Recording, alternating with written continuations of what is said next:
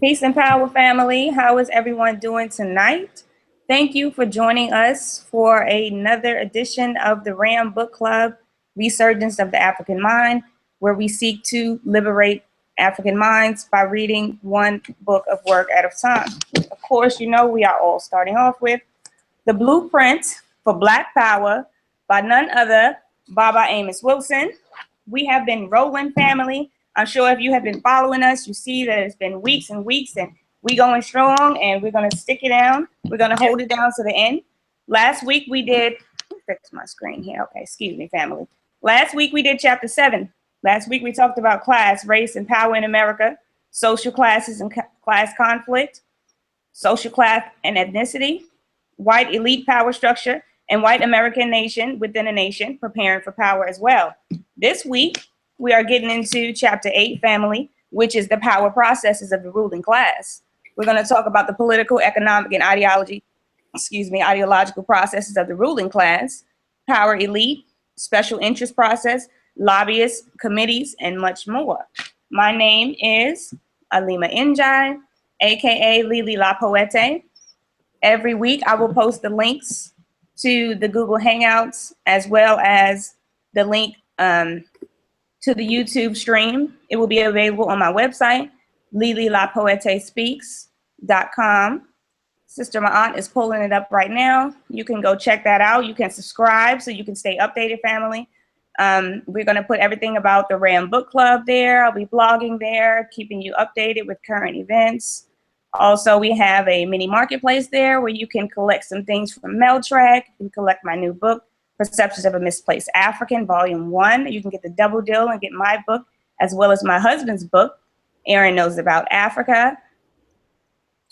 Okay, and you can also click the link, excuse me, family, to my personal blog, and you can subscribe to that as well. And I talk about some of everything on my personal blog. If you follow me on Facebook, then you know that's interesting indeed. Thank you, sis, for sharing that. We're going to have the rest of the panel introduce themselves, and thank you for joining us.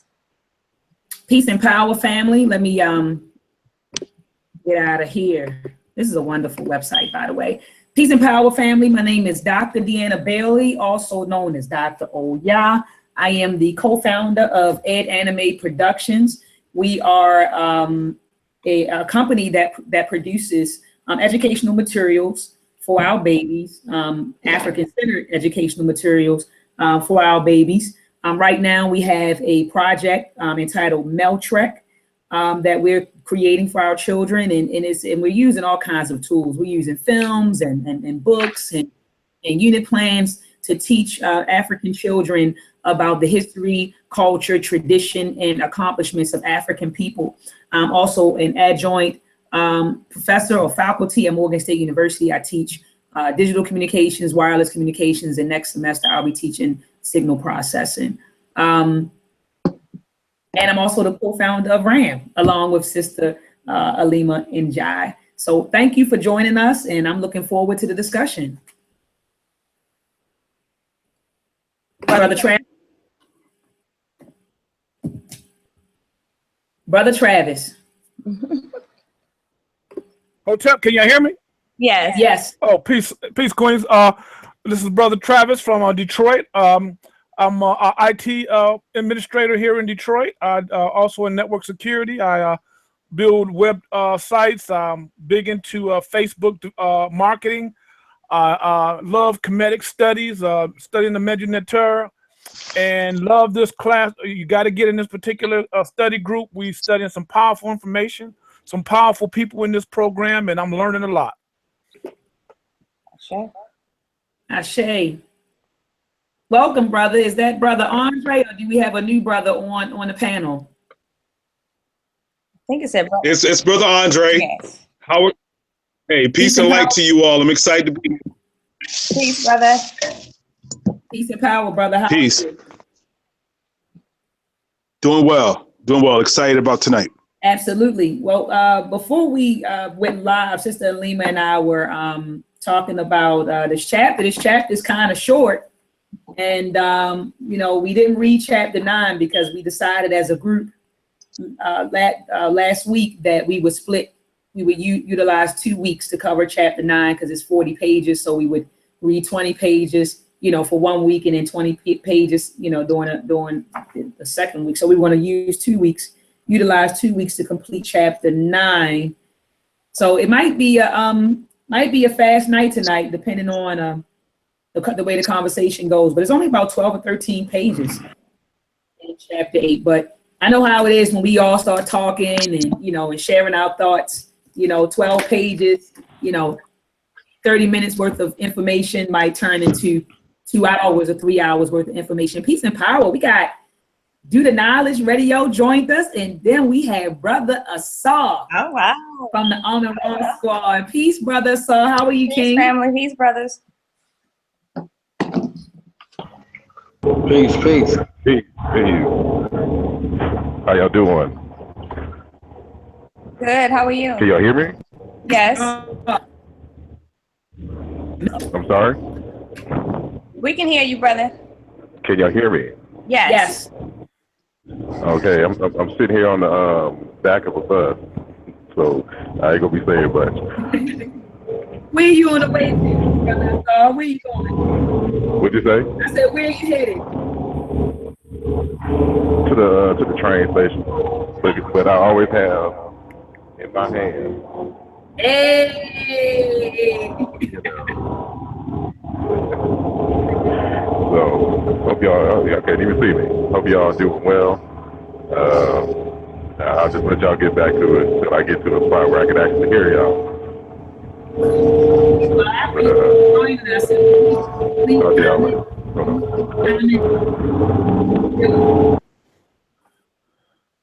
All right. Hey, Do the Knowledge. I see you had both of them. Yeah, track. Hey. Jalen wants to say hi to the panel before we start. Hi. Hi, Jalen. Hi. Queen. Peace. Peace, King. Oh, he's so cute. That's my little. Say thank you. That's that warrior that was running up them hills in the summertime, talking about Black Power. That's what I'm talking about. He sure was talking about Black Power. Remember that video we did? All right, cool, because we getting ready to study, okay? All right, chapter 8, yes. All right, so I'll tuck you in right after this. Promise, pinky promise. There we go. All right, cool. All right, so let's get started. This week, chapter 8, we're going to be discussing, as Sister Alima stated earlier, the power processes of the ruling class. Power processes. Do you want to start off, Sister Alima, or do you want me to go ahead? Kick it off, Queen. Okay, so I'm on page 152, and what I have highlighted is the first, 3 sentences of the paragraph, and even the bottom, the last paragraph on page 152. But it says the ruling white male elite struggle for national hegemony. So we're saying national dominance, right? National influence, national hegemony includes its struggle to maintain African-American subordination and is waged on 3 broad levels. Okay, so he's saying that we have to maintain. I remember throughout the text, Dr. Amos Wilson makes it clear that in order for them to be powerful, in order for the powerful to be powerful, you have to have a subordinate group of people that you can dominate and exploit according to their ideology, right? So he's saying right here, to maintain African-American subordination is waged on 3 broad levels. It says the police, paramilitary, political, economic, and ideological. All right, to paraphrase Trumford's 1989, it says the police paramilitary level entails the use of police and or other forms of coercive, physical or armed force, violence or constraints by the ruling class to overcome or neutralize the actual or possible opposition or resistance and to achieve the overt compliance of the subordinate classes to its edicts or edicts. But since when I read that paragraph, all I could think of was how the government, I thought about Tulsa, Oklahoma. I thought about, whenever they wanted to go in and destroy or to control, they would bring the police in, right, to subdue the people. So I immediately, I thought about that when I was reading this paragraph. I even thought about today when certain riots kick off, they send the police, they send the National Guard in, right, to subdue the people or to calm the people down. So anyway, so it says, the ruling class will utilize, the police to overcome and neutralize opposition or resistance. Peace to you, brother T. I see you. Thanks for joining. Peace, brother. All right, so moving on, it says the use of force of violence by the ruling class usually occurs when its use of power by non-violent means, for example, political, economic, and ideological persuasion and manipulation has failed or broken down. Violence is generally utilized as the final persuader, right, of the recalcitrant subordinate classes. So that kind of spoke to me. So they're saying that when all else fails, let's just bring in the police. You know, right. Utilize violence. So we can't get them, if we can't control them politically or economically or ideologically, the last result is let's just utilize violence to subdue these people and to control these people.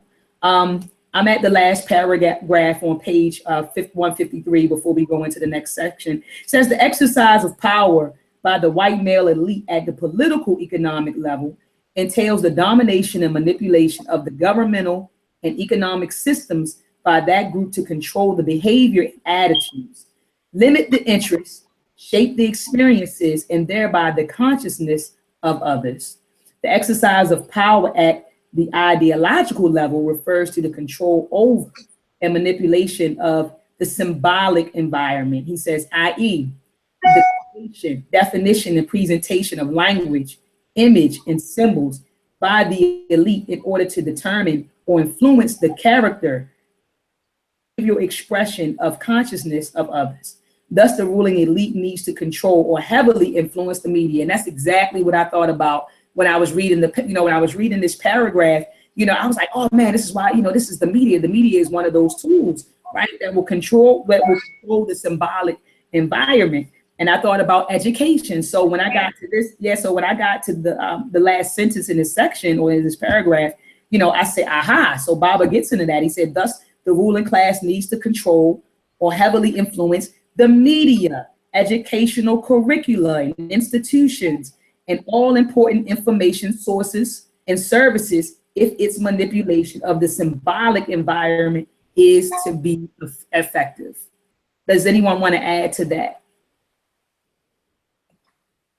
I agree. I mean, the media, the educational institutions are two big components within people's lives. It's two things that constantly we are feeding from and constantly looking towards. So if you can control that and use that to your advantage to weaken the people, then most definitely you're going to need that resource in order to maintain your control. Absolutely. So it says the next section, the political, economic, and ideological processes of the ruling class. Does someone want to read? Brothers. Right. We got like 6 of them on here. Somebody dropped off, so you said read. Okay, I'll read that. I wanted to just really quickly touch on that point. Okay, before we go to the next one.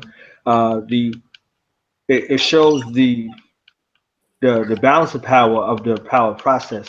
Most of the people are therein contained by this mass media manipulation tool. You see what I'm saying? So this propaganda tool. So it's showing the effective force of the propaganda tool, and via the media, the political structure, the education, but the other people have to be subdued in a very physical manner. So it's just like if we go back to the block, we're talking about a dice game. You see what I'm saying? So if you out there shaking them dice, you see what I'm saying? You getting that money.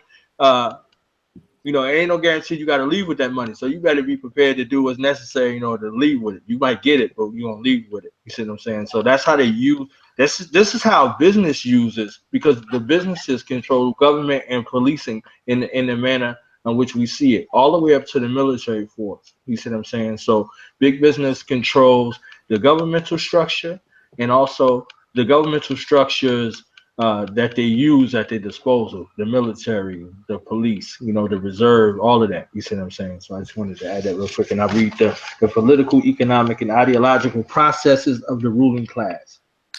Our main interest here is to very sketchily outline the means by which the white male ruling elite dominates America, especially Black America, through its influential impact on governmental decision-making and policy-making processes. In the interest of brevity and expediency, our discussion of these matters will principally consist of a shortened view of William Doomhoff's book, The Powers That Be, Processes of Ruling Class Domination in America. We'll briefly follow his outline. Unfortunately, the limited scope of these chapters will not allow us to present many of Doomhoff's and our own examples, which will illustrate and substantiate our admittedly inaccurate summations of the process discussed herein. We suggest that those who wish to examine the relevant examples and substantiations read Doomhoff's publications regarding these matters, as well as William Reed. I don't know how to say that name. who would tell the people the betrayal of American democracy in the recent bestseller in the works of Partini, Kumchowski, Zen, Schatzsnyder, Mills, and others.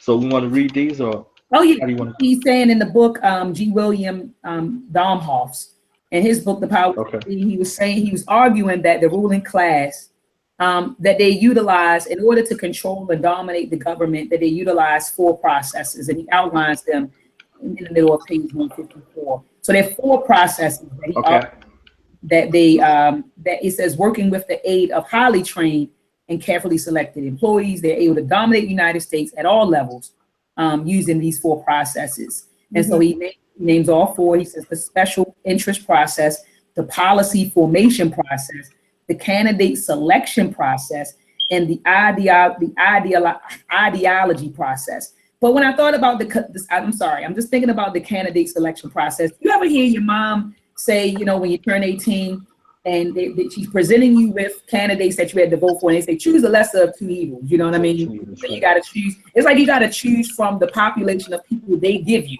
You know, it's not like you get to groom your own candidates and then back them. It's kind of like they go to them and they say, this is what you have to choose from, right? So they do control the candidate selection process. But anyway, number 1 says the special interest process, which comprises the various means utilized by wealthy individuals, specific corporations, and specific sectors of the economy influencing government to satisfy their narrow or short-run needs. And he's going to expound on that in the next section.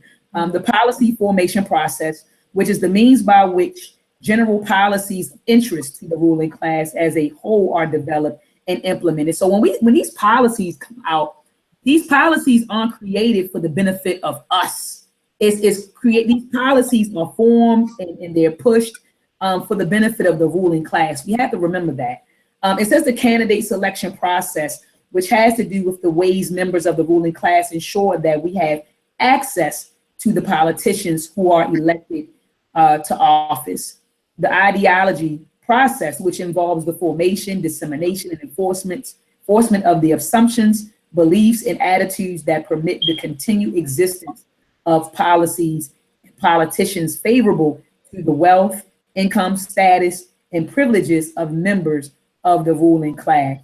I immediately thought about religion, being in control of religion, being in control of, again, education, in order to control the ideology of others. I think those are tools, from the media to education to even religious institutions that are used during the ideology, or in order for them to take control of the ideology process. All right. So then at the bottom of the page, he defines the power elite. And Hoff defines the power elite as the leadership group or operating arm of the ruling class. So you have a ruling class, but we got to keep in mind within that ruling class, you have something called the power elite. It is made up of active working members of the ruling class and high-level employees in institutions controlled by members of the ruling class. It is the members of the power elite or leadership group who dominate within each of the 4 processes. All right. So Dom Hoff, he goes on to list, he says, following indicators as evidence of a power of a ruling class. So he's giving you these 4 points to say, this is the evidence. This is how we know that a ruling class exists in America. He said, 1, he said a disproportionate amount of wealth and income as compared to other social classes and groups within the state. Okay. So we call that the culture, Dr. Amos Wilson calls that the culture of inequality in previous chapters. So there exists a culture of inequality. It says 2, a higher standing than other social classes within the state on a variety of well-being statistics ranging from infant mortality rates to educational attainments. 3, control over the major social and economic institutions of the state. And 4, domination over the governmental processes of the country. The evidence, this is how we know that this is the evidence of the power of a ruling class. And these are the 4 pointers that he got from G. William Domhoff's book, The Powers That Be, Processes of Ruling Class Domination in America. Can someone go ahead and lead us into the next section, the special interest process? So next we begin to talk about the special interest process. As of course, earlier defined, we know that it comprises various means utilized by wealthy individuals, corporations, excuse me, and specific sectors of the economy. He goes on to emphasize, which Baba mentioned this before in an earlier chapter, that property and its protection is the central objective of the government. And he says this, that the shapers and formers of the Constitution, that they were planters, they were merchants, they were creditors. So they were people who were involved in the money business. They were involved in the financial sector. And these were the framers of our Constitution, therefore backing up their claims that the central objective of government is the protection of property. He called the Constitution an elitist document. A document. Born up by the predominantly rich and well-born. Exactly. That's all I had on that page. Do you want to? I also had at the bottom. I had that highlighted at the bottom. It says the conditions of governance necessarily influence the shape and maintenance of the social order, which in turn influences the range, needs, and functionality of the commercial economy. Mm-hmm. They help to organize social, national, international business and trade relations, and therefore affect the ability of the various social classes, particularly the ruling elite, to defend and advance their group interests and political economic agendas. The primary interests of the ruling elite include the practically exclusive control over access to or possession of key materials and social resources, physical force, social activities and skills, and positions of authority which permit it to acquire and maintain power over the subordinate classes who are denied significant access to them. It is of great importance to the ruling elite that the government allows it to legitimately achieve its ends.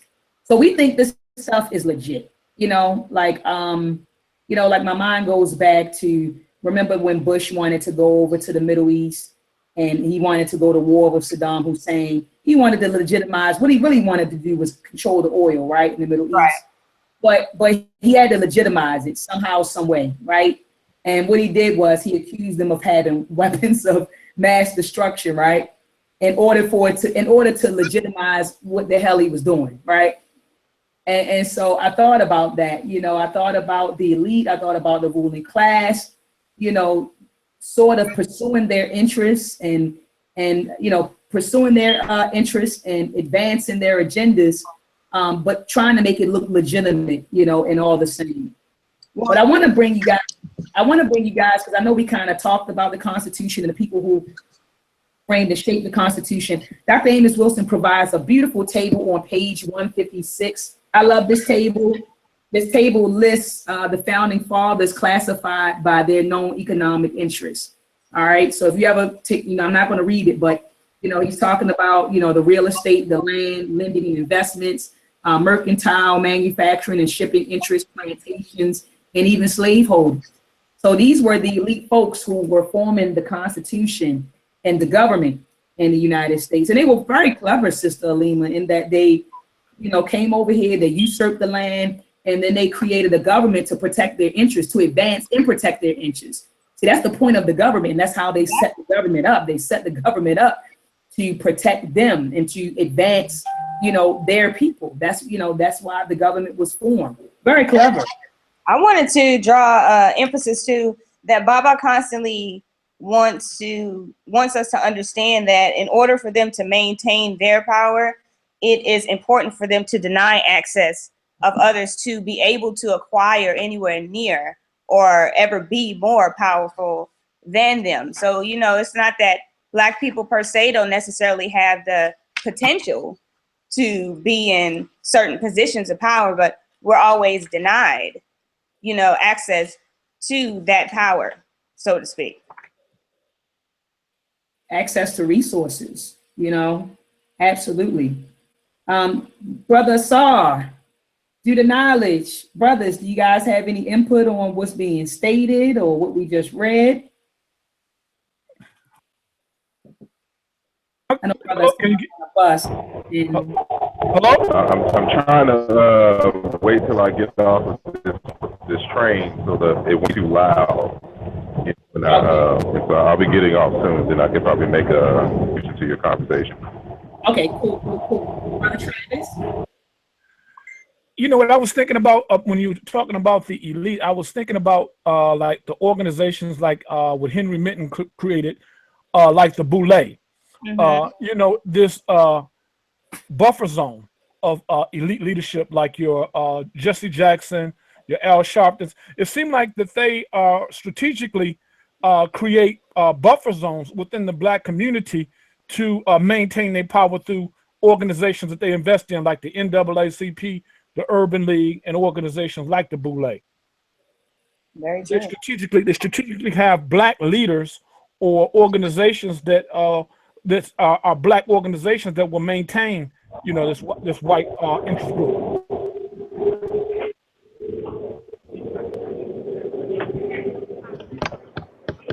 Yeah, I can agree. That elitist type of mentality, you know. So,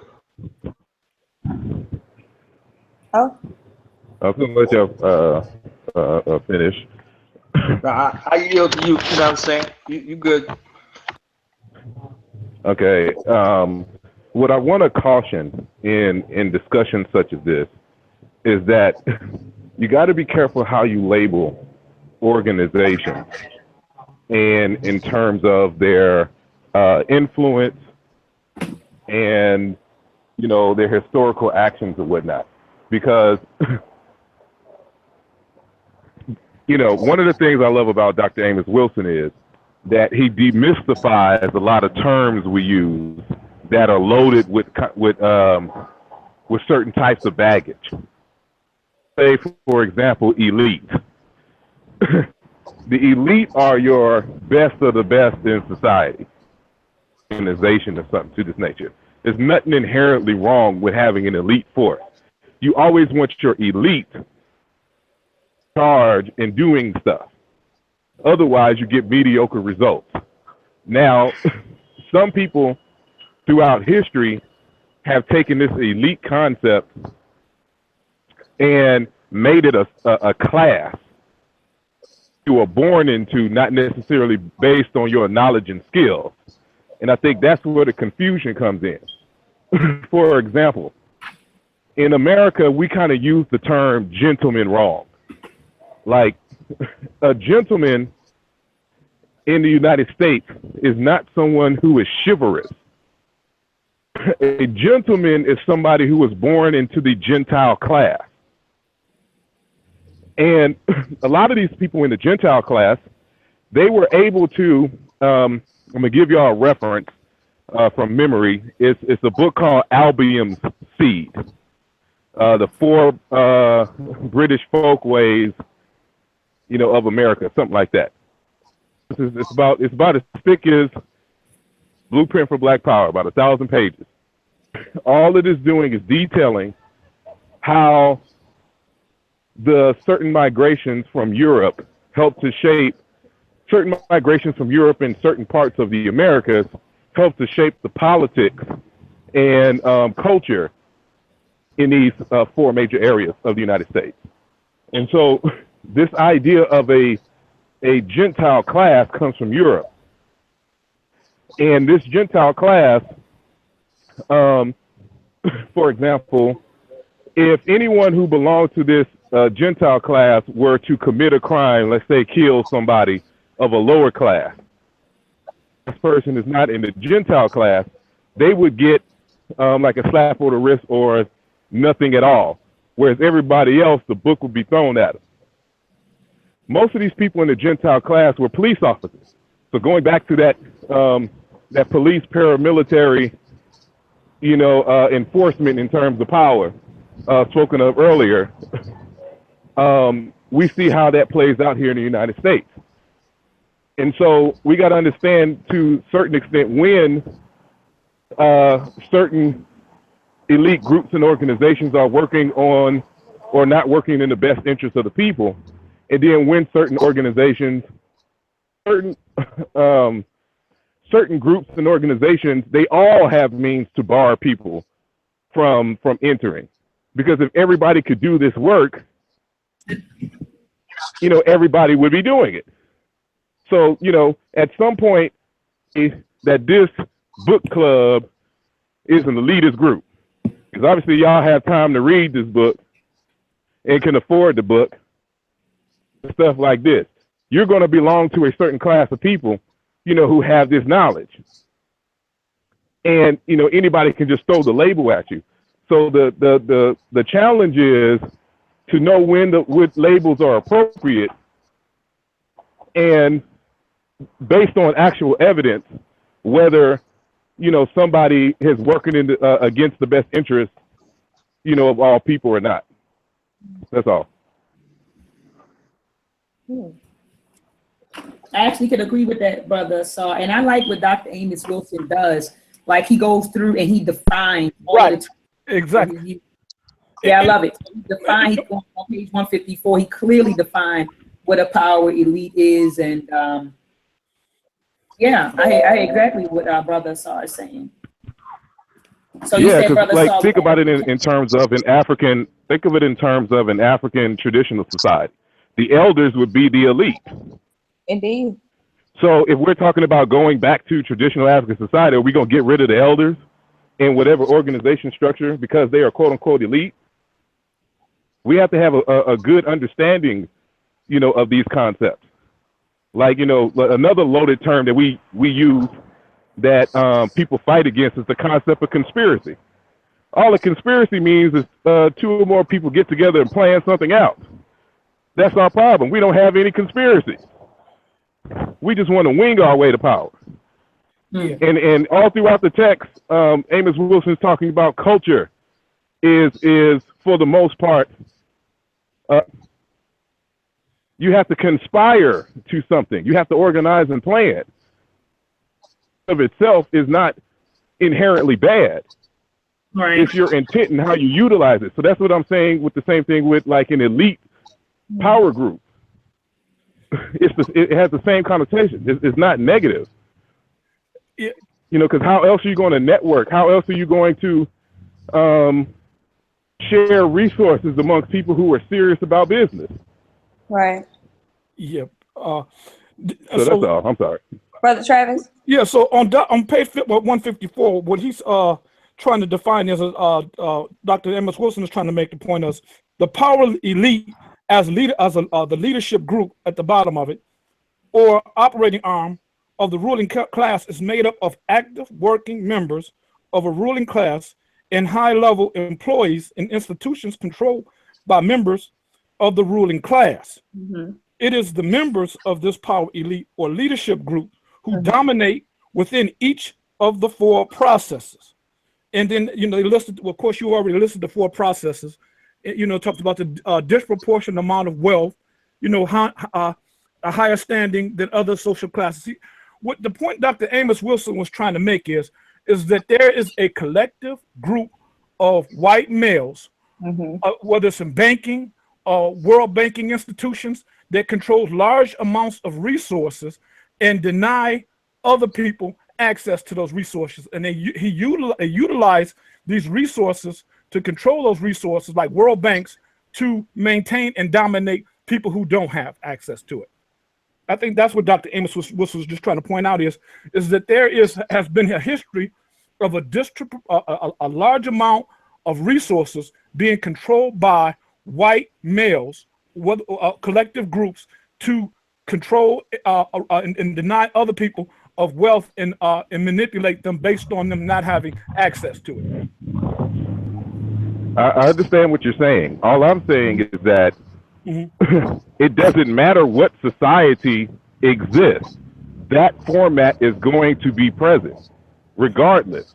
Let's just say, for example, that all of us decided to pull our resources together, everyone on the line right now. Every black person that wants some money from the bank money. No. No, you're going to deny them access to certain capital for whatever reasons that we deem that some people we can give it to and some people we can deny it. Now, because they are denied, they could call us elitists and some, boule power structure and all this other kind of stuff.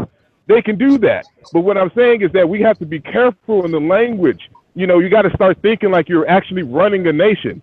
And in what context will you deny actual resources to people? And in what context will you give it? So we can't imitate the white people for denying access based on, saying race and things to this nature. But and to a certain extent, you're going to be doing exactly what they do.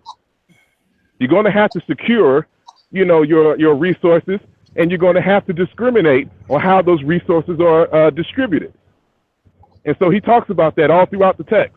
I understand exactly what Brother Asar is saying. I think he's saying that don't get caught up on the terminology, so to speak, to where you feel that it's a negative thing, because within power, it's all in how you disseminate that power. So it's power in itself, like Baba says, is not necessarily a bad thing. Elitists or elite per se as a term is not necessarily a bad thing, or as a structure is not necessarily a bad thing. It's all in the way that you disseminate that power or the way that you control those resources, so to speak, if that makes sense. I think that's what he's saying.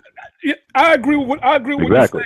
Now, I'm not coming against the word, of formulating power groups to empower oneself.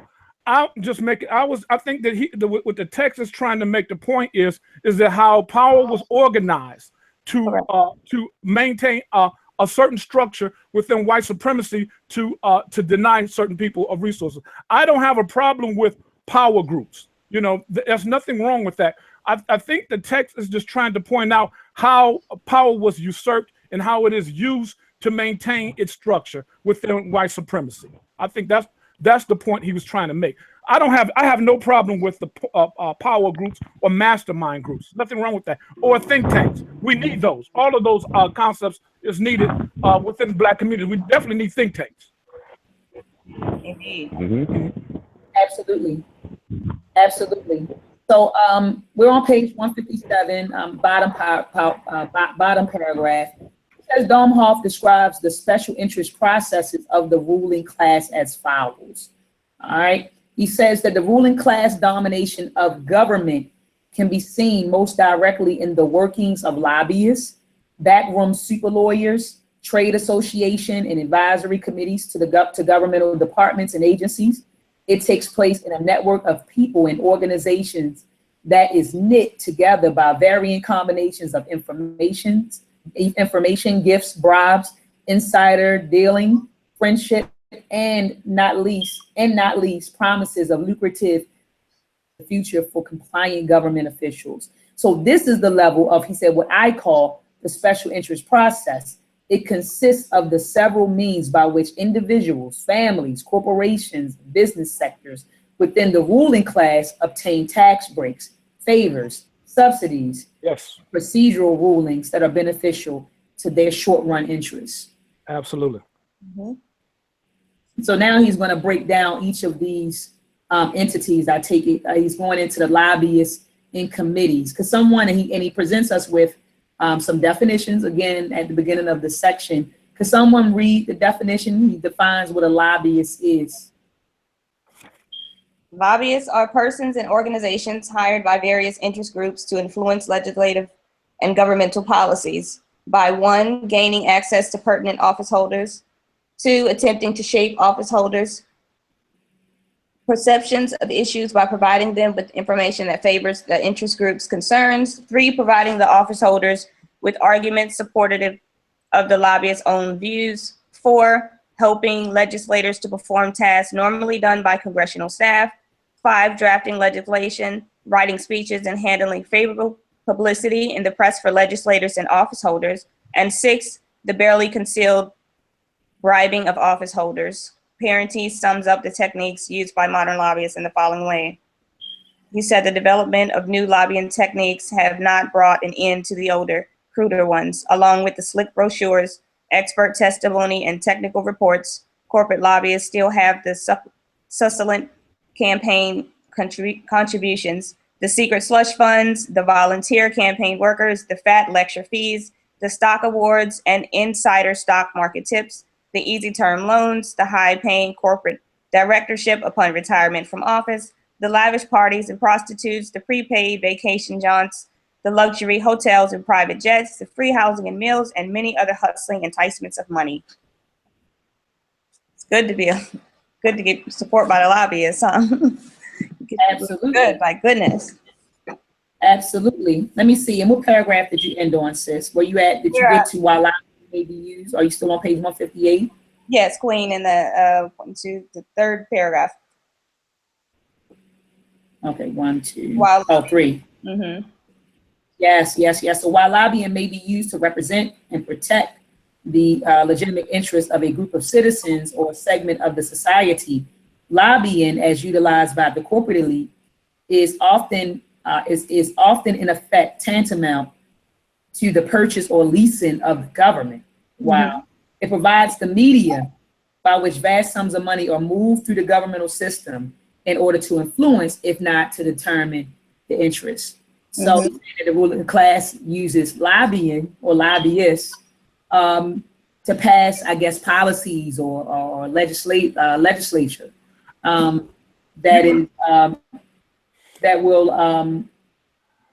will benefit them. Yes, was someone getting ready to say something? I remember Go ahead, sister.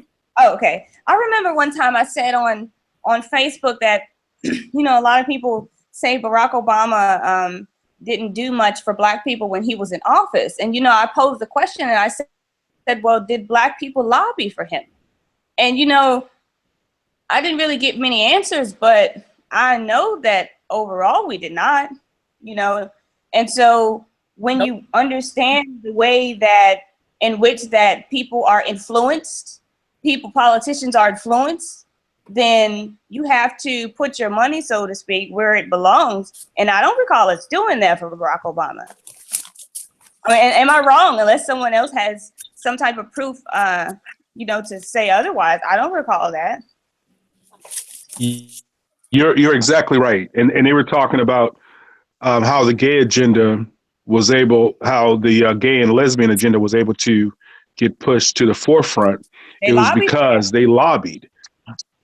Yes, they got in his pockets. Yeah, exactly. So I totally agree.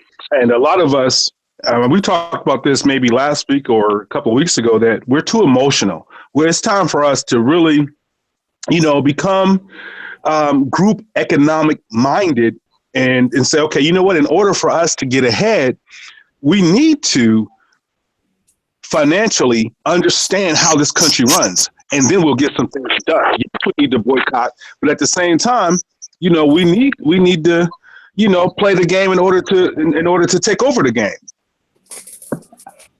I agree, Brother Asar.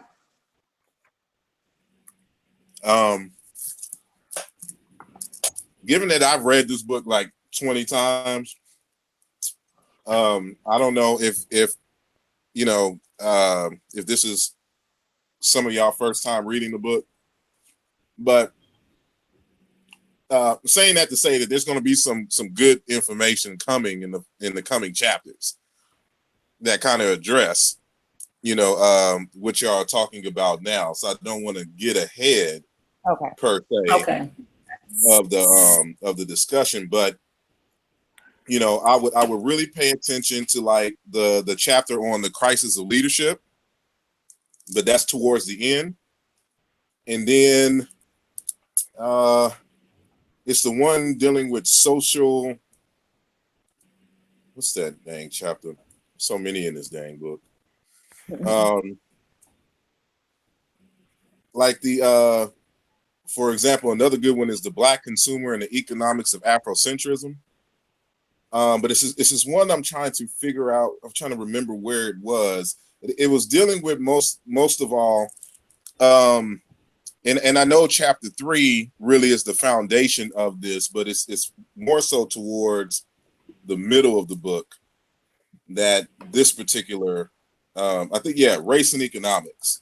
So what chapter is that? 13? 14. No, 14. So when you get to that chapter, you know, it'll explain why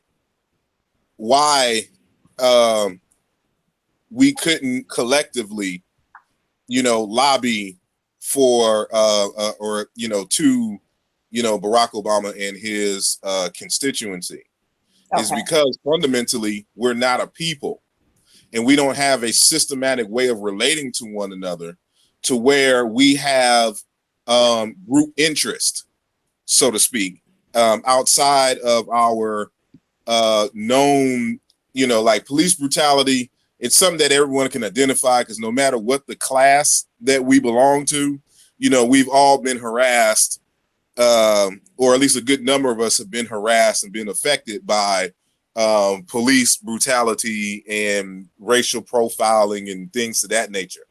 And so, but outside of that, outside of the notion that, you know, white people do stuff physically to us, we don't know how to relate to one another because we haven't built a culture, a system of relating. And having a system of relating is the basis for our economics, which is why chapter 3 is the, you know, the social and cultural origins of power. That's where it is. And so if you don't have a culture, a system where lobbying, we're pulling together resources to affect policy and political agendas is the norm, as it is the norm for other groups, then what would you expect? So regardless if we have a black president or not, we are involved in, we can't come together in a sense to pool our resources to even have a collective agenda to even bring to the government for them to assist us in that manner.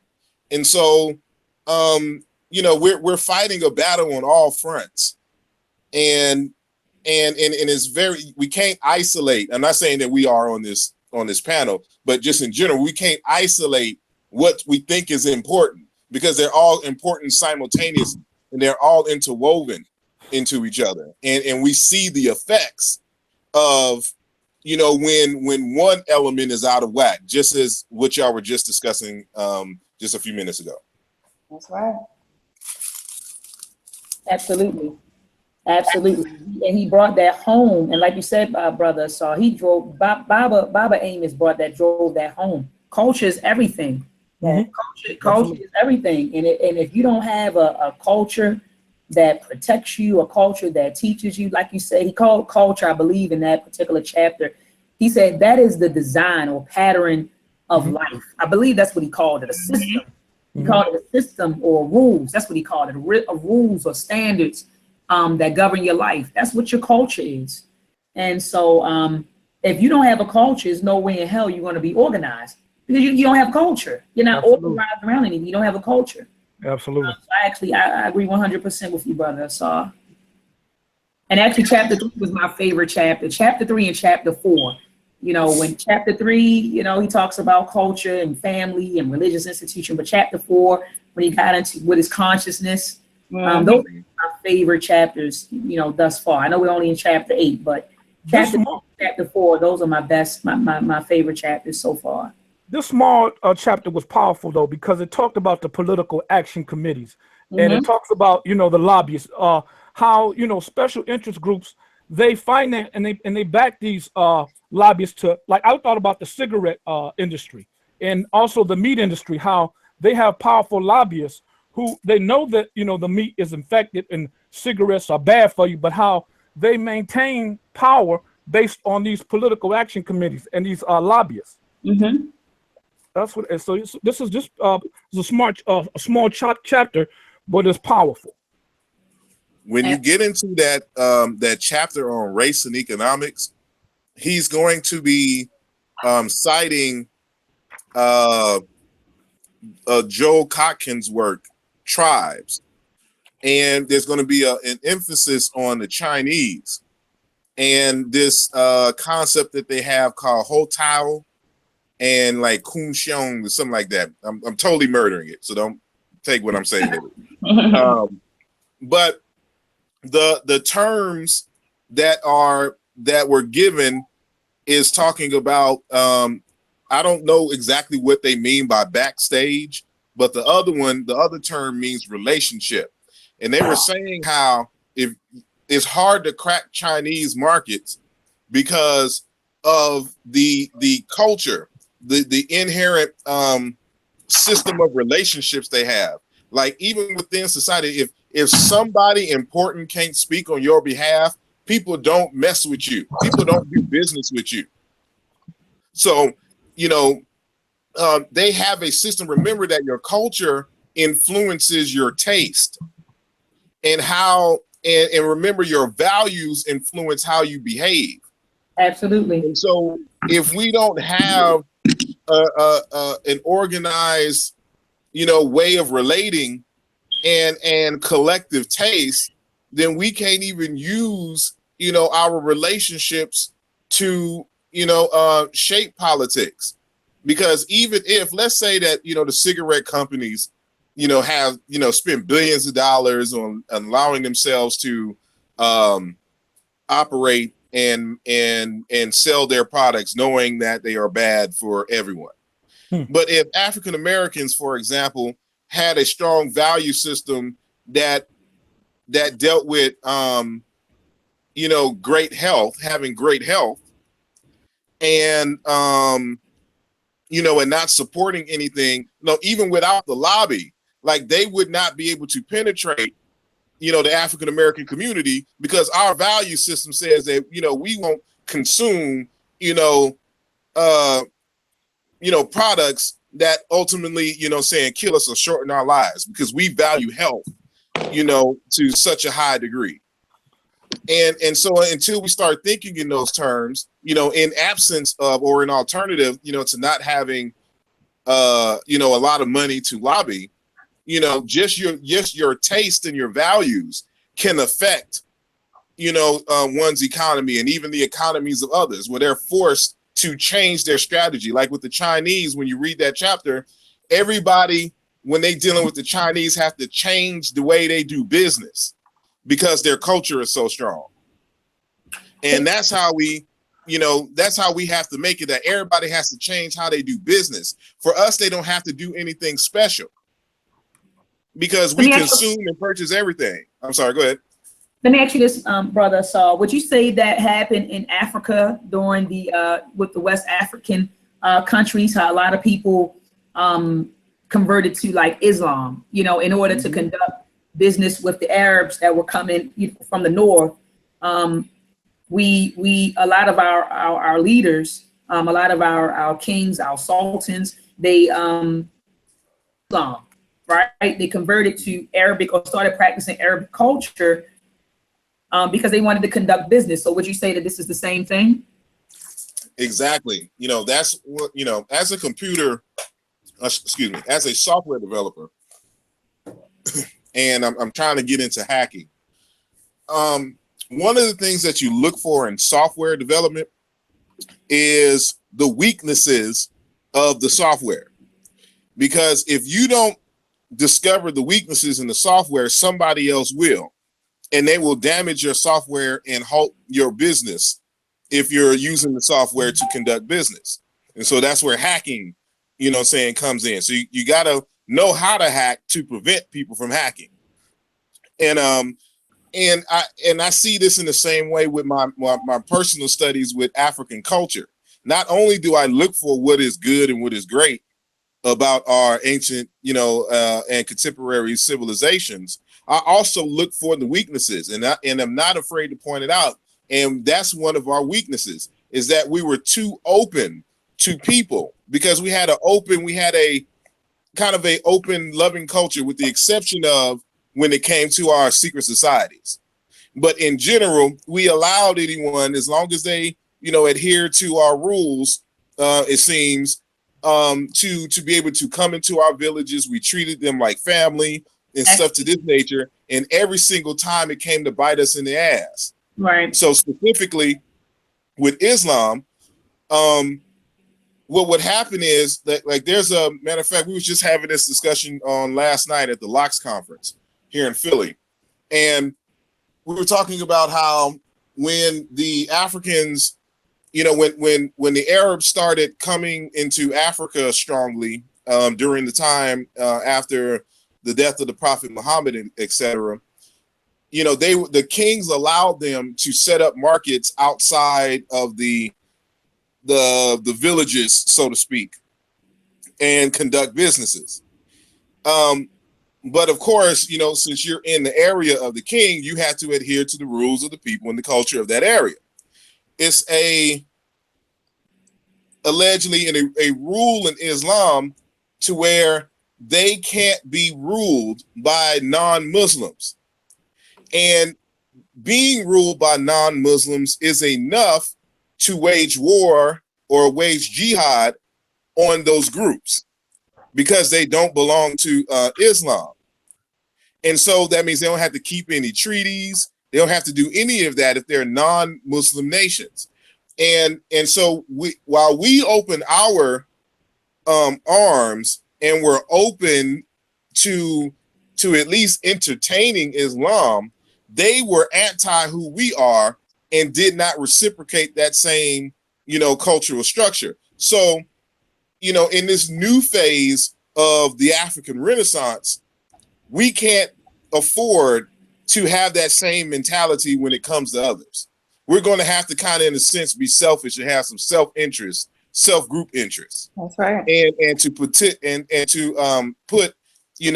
social and cultural, protective agents, saying around our ideas, around our markets and things of this nature, to protect our interests, so that when we are exchanging with the world, we're exchanging from a place of power, and not weakness.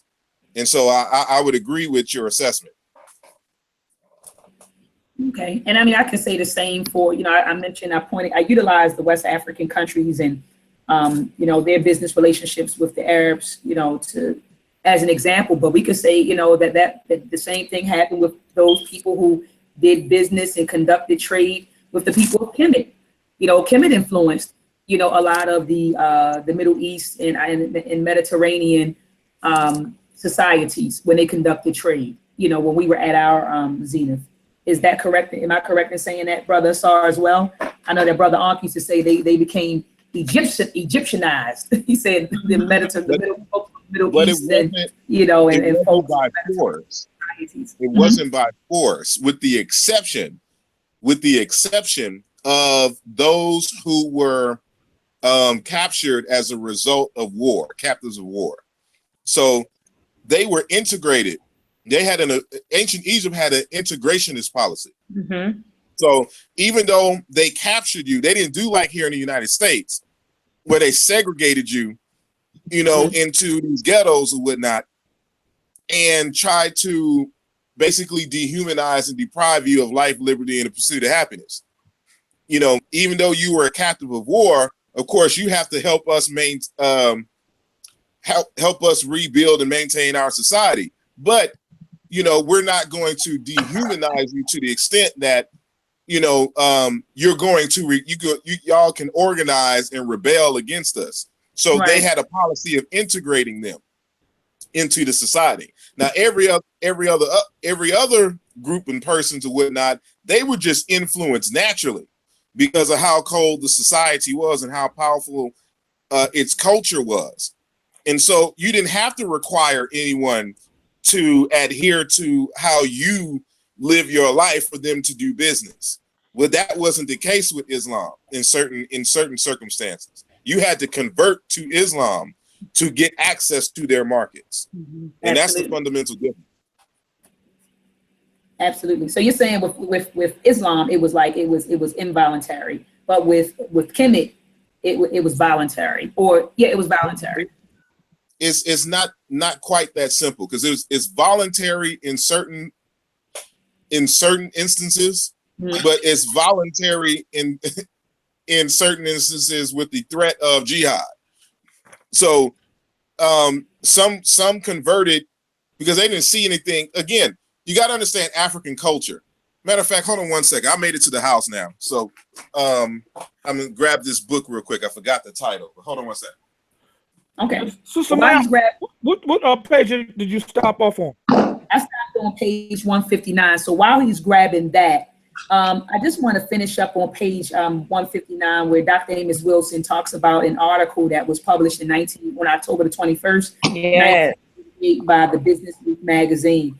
And in this article, basically showing you or teaching us that big businesses influence government and governmental policies. Okay. Yeah. So he talks about them forming a group called the Business Roundtable, which consisted of various business groups. It says it was composed of executives of companies like IBM, Xerox, American Express, Exxon, DuPont, PepsiCo. It says who refers to themselves collectively as the Business Roundtable, cultivates contacts at the highest level in Washington. The Business Roundtable notes Business Week was founded in 1972 on notions that business and government share mutual interests and that government actions can have great impact on the bottom line. Mm-hmm. So membership in the roundtable is limited to chief executives, almost 200 of the nation's largest industrial, financial, and service companies. Okay, it says Business Week further noted that the policy committee of the roundtable forges the broad positions and goals of big business. These positions in turn are conveyed directly to politicians. So they report to the politicians. Okay, it says, for example, the vice president, and through him, the president and policymaker. No big support staff, no frolics of hired lobbyists, just one-on-one. So they had this group of roundtable, this roundtable business group, this business roundtable, okay, that is comprised of executives that report directly to politicians to push their agendas. So, you know, I think that he was trying to convey here that, you know, big business influences governmental policies. That's on page 159. Brother, sorry, did you find the book? Yeah, I found the book. Okay. Quickly. It is The Legacy of Arab Islam in Africa, a quest for interreligious dialogue by Dr. John Alambila Azuma. Again, the title of the text is The Legacy of Arab Islam in Africa. Now, he's a former Muslim turned Christian, and he's writing about Islam in Africa. But one of the things that he made sure to emphasize was how open African cultures was just to other religious traditions. And so I have other texts that pretty much agree with him. And one that comes to mind is Dr. Darn it, what's his name? Dr. Kajangu, who his 2005 PhD dissertation was called Beyond the Colonial Gaze, Reconstructing African Wisdom Traditions. And in it, he talks about the African superhighway of wisdom, which is basically a network in which Africans used to travel across the continent, getting initiated in other systems. And I'm saying that to say that there was an open, like there was nothing in the culture that said that you couldn't join and learn from other religious institutions. And so it is part of that African aspect of the culture, which when people saw Islam, it was just another, you know, cultural idea for them to add on to what they already had. So, you know, they didn't have a restrictive sense of what they could, you know, what they could learn and could study. But, you know, as the generations start to get deeper and deeper, because the first group couldn't read, of course, read and write Arabic, they couldn't get too deep into the Quran. But the ones who did get deep into the Quran started adhering to the letter of the Quran and saying that, well, we had to get rid of our indigenous gods and ancestors, and it only worship Allah. And this is what started a lot of the trouble that we have, you know, in West Africa. So just wanted to throw that source out there. Hey, Sister Mayat, have you ever heard of the book, The Arab Invasion of Egypt by Alfred Butler? John Henry Clark wrote the introduction to that powerful piece. Yeah, I never heard of that. You said, say that again, Brother Travis. What's the name of it? It's the Arab Invasion of Egypt by Alfred Butler. John Henry Clark wrote the introduction to that book. Powerful piece.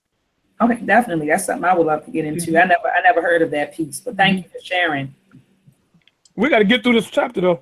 Come on, we only have 5 pages. Look, 5 pages left. We're at page, well, I'm at the bottom of page 160. I'm looking at that right now. And remember in the previous chapter, Dr. Amos Wilson spoke about the federal entitlements that were given to certain, he would call them articulated tribes, and also the wealthy, the ruling class. So they would get federal entitlements. So he said that there's sort of a welfarism that exists between the wealthy in our government, and also between the wealthy and the government. And so I'm looking at the bottom of page 160, and I'm reading the second to last paragraph. It says, in any year, the federal government hands out more than $100 billion to big business in price supports, loan guarantees, payments in kind, research and development, export subsidies, subsidized insurance rates, promotion, and marketing services, irrigation and reclamation programs, and new plants and equipment. All right, so then he goes on to say that in 1984, says when one of the nation's largest banks, Continental Illinois, was on the brink of failure, it received $7.5 billion in aid. But I couldn't, and so that took my mind back. And we got to remember, this book was published in 1998, right? I think Baba passed, or he transitioned in 95. This was published in 1998. So he's saying in 1984, the bank got bailed out, but Baba wasn't around to see in 2008. 2008. Yeah, the same thing happened. The banks were bailed out, you know, in 2008. And I believe, what did they get, Sister Alima? 125, was it million, billion? I know it was out there. It was a lot. I can't remember the exact figure. So I thought about that. Then he goes on to say that after, you know, World War II, right? He says, after the war, rather than being prosecuted for aiding and abetting the enemy, ITP collected $27 million from the United States government for war damages inflicted on its German plants by Allied bombings. All right. Says General Motors collected more than $33 million in compensation for damages to its enemy war plants. You know, so these are businesses, they were making money off of the war. They had plants, you know, they were helping the enemy out, right? So they didn't get prosecuted for, you know, giving them equipment and making money. In fact, you know, they said, look, my stuff got damaged during this conflict. I need some money. And they were issued money by our government. So it says, I'm at the top of page 161, through the shrewd construction and manipulation of tax laws, policies, and tax breaks, the ruling business elite and wealthy class use tax revenues and public spending as a major means of soaking the poor and less well-off to redistribute wealth in their favor. By influencing the writing and rewriting of tax codes, the largest businesses, banks, and corporations may pay little or no taxes. Remember Donald Trump said that I don't pay any taxes. I think he was running for president. He said, I don't pay taxes. And this guy's worth, I think, about $3 or $4 billion. So he said, I don't pay taxes. So it says, by influencing the writing and rewriting of tax codes, the largest businesses, banks, and corporations may pay little or no taxes, or even achieve a negative tax rate, meaning that through various accounting procedures, they may receive cash rebates from the public treasury. Wow. So here it is. Look, Sister Alima, here it is. And you guys can Google this, because people always like to look me up, Sister Alima. My Uncle Matthew, he owns PB Health Home Care Agency. The IRS came after him for about $1 million. And I'm like, you know, maybe he just didn't have the right color or the right accountant. I don't know, but they come after us for, you know, for taxes and haul our asses in the federal court. But then you have these, you know, the ruling business elite who don't pay taxes. In fact, he says that a negative tax, they get a negative tax rate. So they might collect the cash rebate back from the public treasury. Mm-hmm. All right. So I'm at the bottom, and then I'll let somebody else go. I'm at the bottom of 161. So by buying, it says by buying up government bonds and securities, wealthy creditors can put their surplus capital into the federal deficit and watch it grow risk-free at public expense. Wow. In almost every enterprise, government has provided business with opportunities for private gain at public expense, provides financial aid and military protection to support the global expansion of multinational corporations. There prevails a welfareism, I said that earlier, for the wealthy of such stupendous magnitude as to make us marvel at the big businessman's audacity in preaching the virtues of self-reliance, right? Because don't they tell us that? They did it on their own. That's right. Pull yourself up by your bootstraps. I mean, I know a lot of said that. I pulled my grandfather came over here and he pulled himself up by his own bootstraps. Not really. He really did. Because I'm looking at the chart on page 34 where Dr. Amos Wilson shows us, this is on page 34 and 35, where he provides us with this table. Yes. With this table entitled America's Long History of 100% Racial Quotas in Favor of Whites. That's right. For 300 years, the American colonies, the states, and the federal government allotted untold billions of dollars of public wealth exclusively to members of the white race. So not only did they systematically lock us out of wealth and give handouts to their people, right?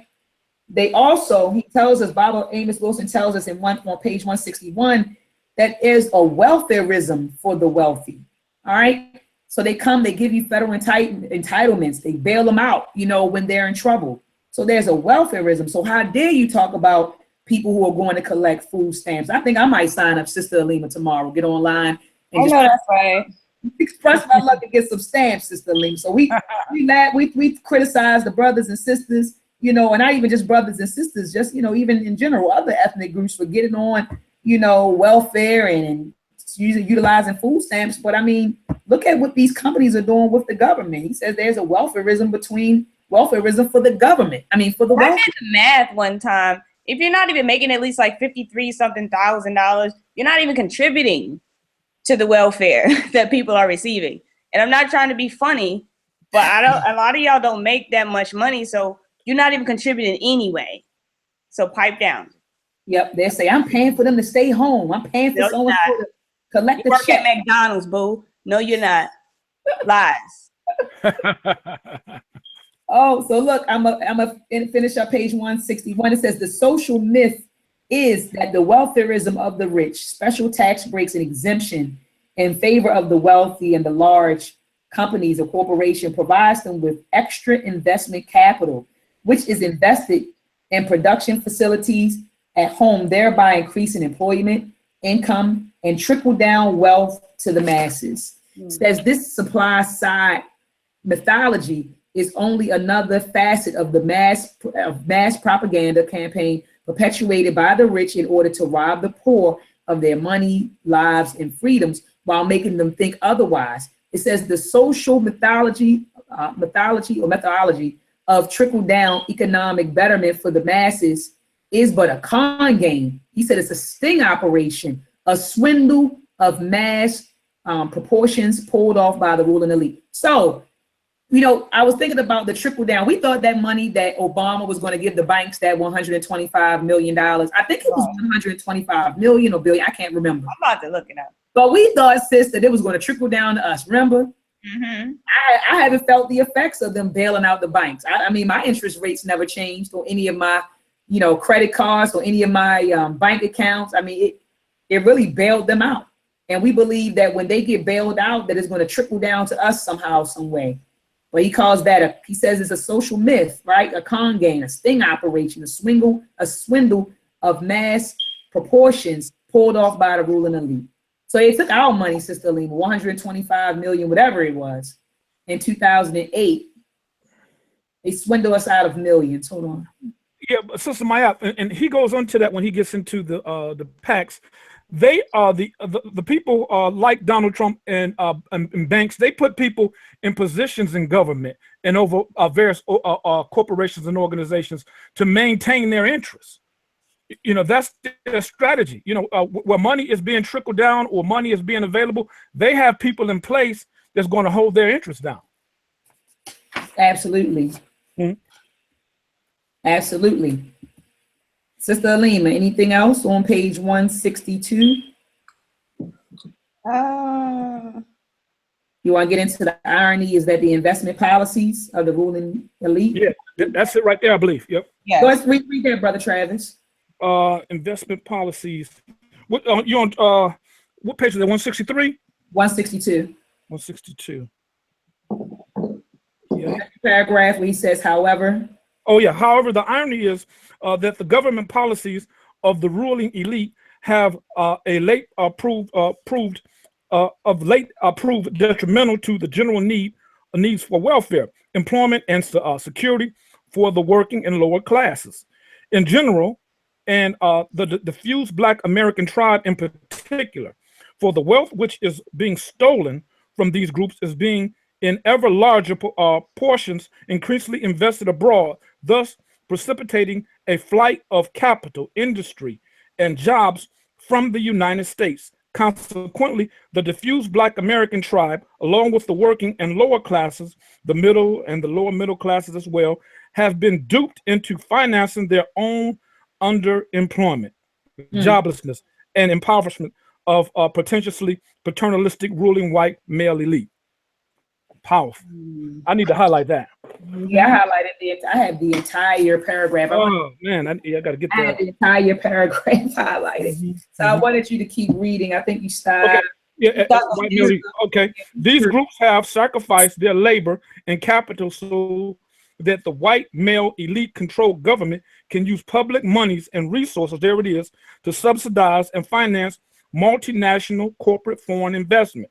And if needs be, these same groups will be called on by that same elite controlled government to sacrifice their very lives as member of a military force to defend the private capital invested by the said elite in those foreign countries. And that's what we did, Brother Travis. Remember the war in Iraq? The war in Iraq in the 1990s? Absolutely. That's what we did. It was us who got called upon to go over there to fight. First, it was the war in Iraq. I believe that was, and then it was Operation Desert Shield, Desert Storm. So Desert Storm, that was in the 90s. And then after that, you had so George Bush Sr., that was Desert Shield, wasn't it? Yeah, that was Desert Shield, Desert Storm with George Bush. Yep, that's George. You got it right.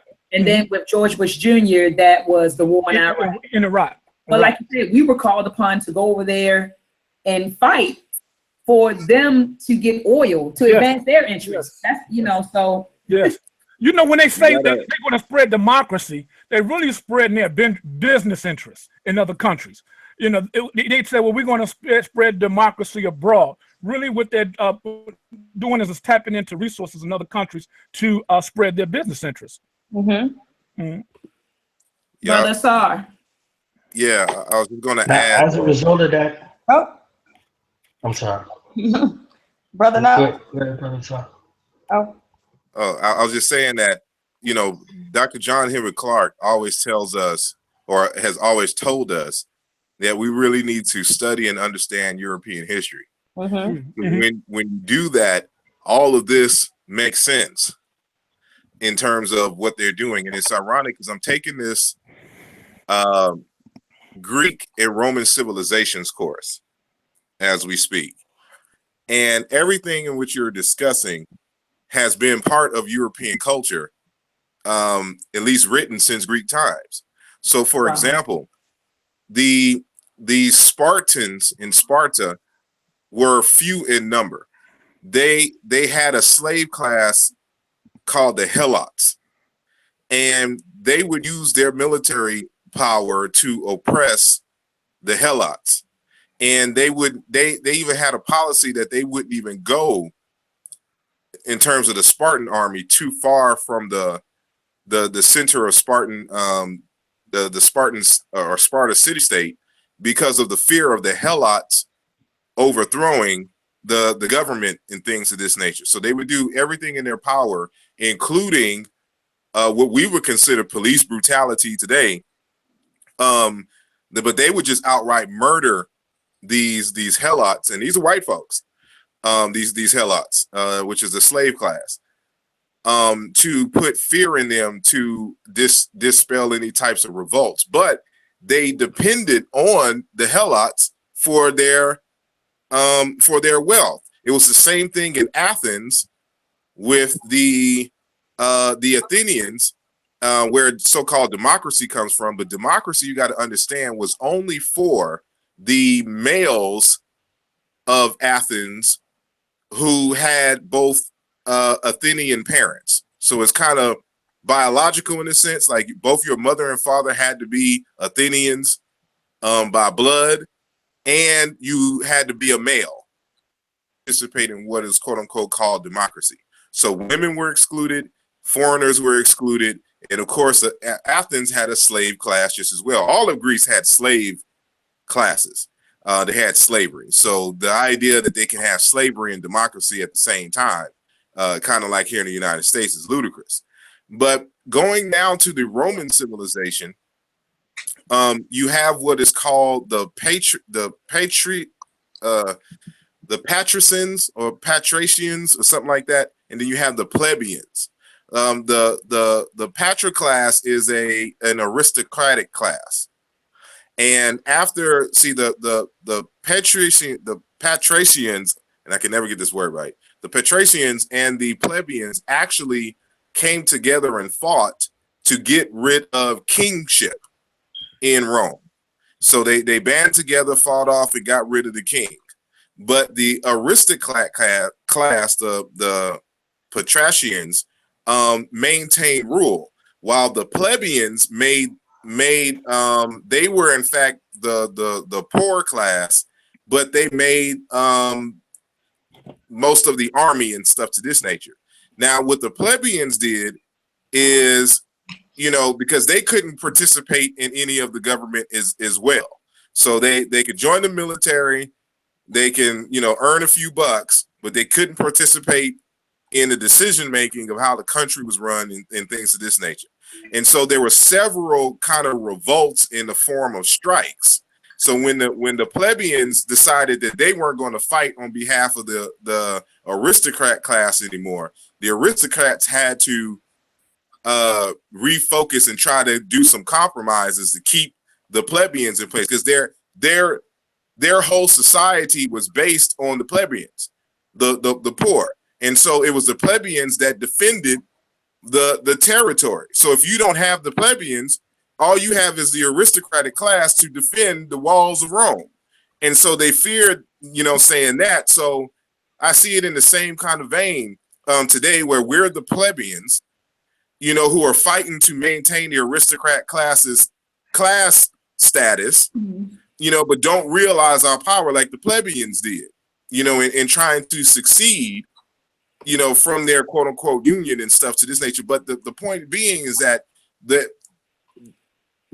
who we call white folks today have a long history of this behavior. And they, I posted on my Facebook the other day, some people think I was trying to be funny, but I'm just studying this history and it's just amazing. And I said that the white man is God. They are the same yesterday, today, and forever. So if anybody knows the Hebrew verse in which Jesus is the same yesterday, today, and forever. So I'm like, the white man is God, because he does not change. When you read the history, it's the exact same. They find just more sophisticated ways to do the exact same thing. And so when the war in Iraq and what you're talking about, the bailouts, all of that. And the more and more that I'm studying European history, the more and more I understand that the United States really isn't a country in the traditional sense. It's a market. It's a business. Everything is about business. That's it. Everything is to secure the business market. That's why it makes sense that Trump is president.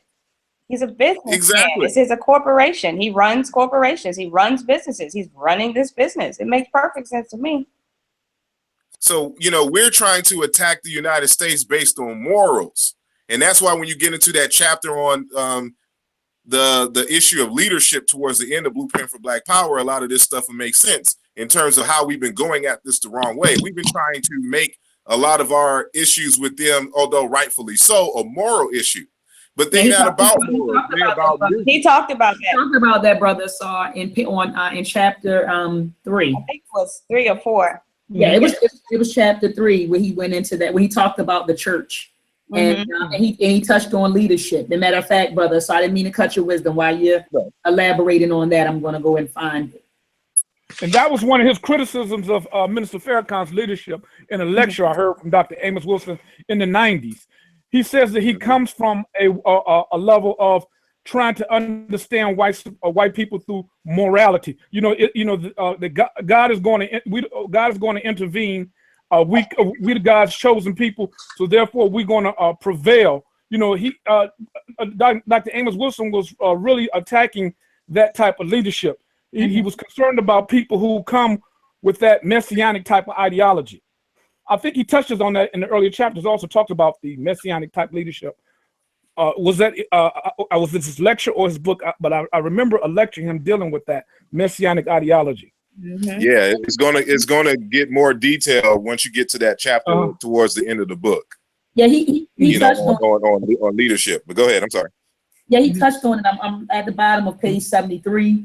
He said there is one central tendency of the Black church in the Black preacher leadership. So this is in the context of the Black church. He says, with which it has saddled the African American community, has doomed that community to one disempowering failure after another, and doomed it to unrelenting subordination and exploitation by outside groups. That is predilection to moralize every problem which Black community. He says no matter how mundane, so no matter how worldly, right? It says every problem is perceived in moral terms and is perceived as solvable by moral means. Moral suasion. So so he talks about that on pages 173 to page 74. So you're 100% correct, brother Saul. I didn't know he was going to get into it. You said he devoted an entire chapter to it. So I'm looking forward to reading that. Yeah, that was it. That's all I had. Yeah, 160. We're at the bottom of page 162. We only have 3 more pages in this chapter, but we're at the bottom, the second government within the government. So if someone could lead us into that, the second government within the government. That's where Baba talked about the subcommittees. He said there's 300 subcommittees that make up the special interest groups. And he says, in a sense, the fragmented subcommittee system has produced cadres of special interest legislators, i.e. members of legislative subcommittees, specially concerned with particular businesses or industry interests, such as energy, agriculture, etc. Thus, these committees offer almost each special interest group its own special interest congressional subcommittee, which, if represented on the subcommittee by one or more legislators, can shape or subvert legislation in their behalf.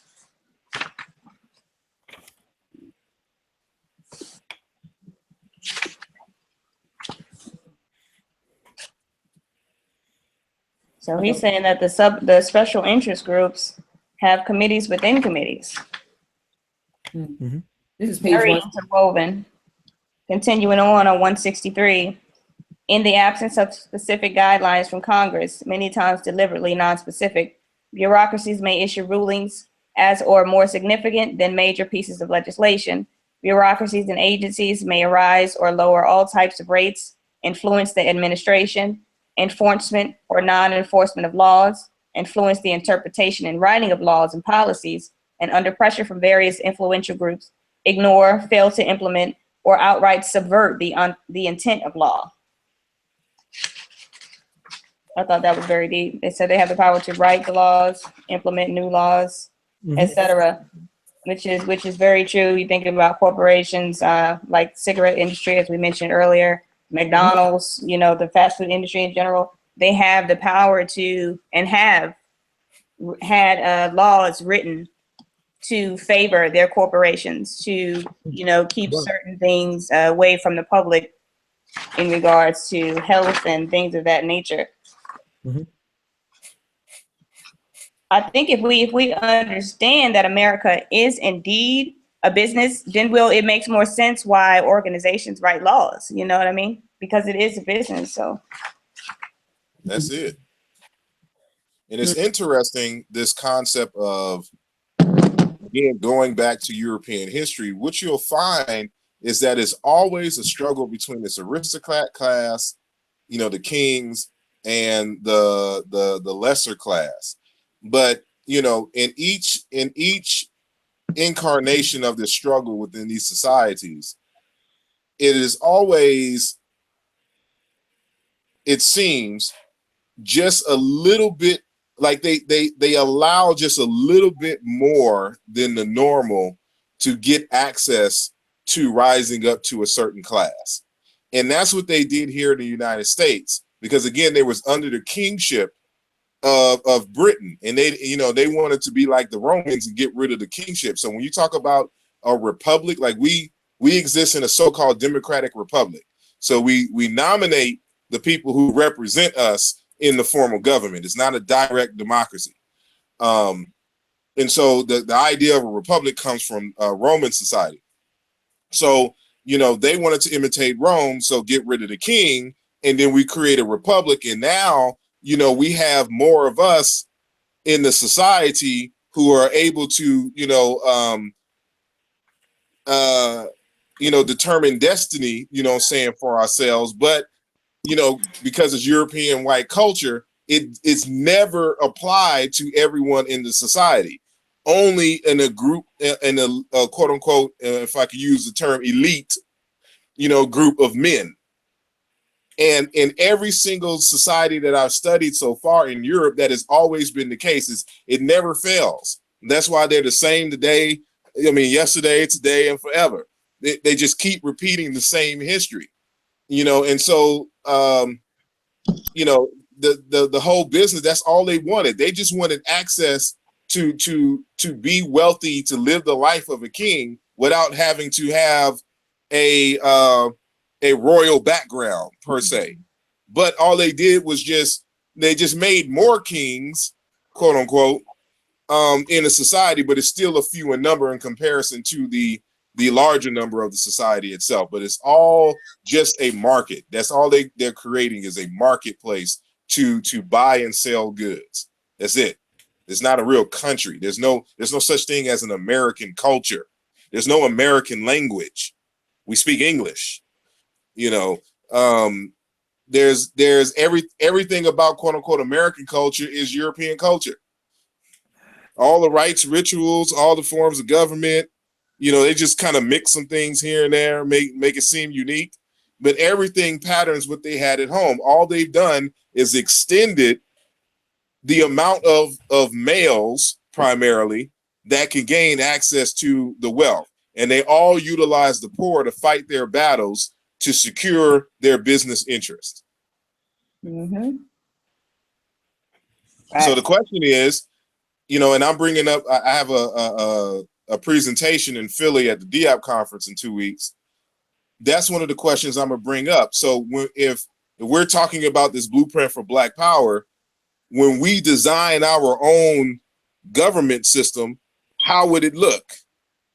Are we going to imitate, you know, what we see in Europe? You know, do we have to create a government without a moral component?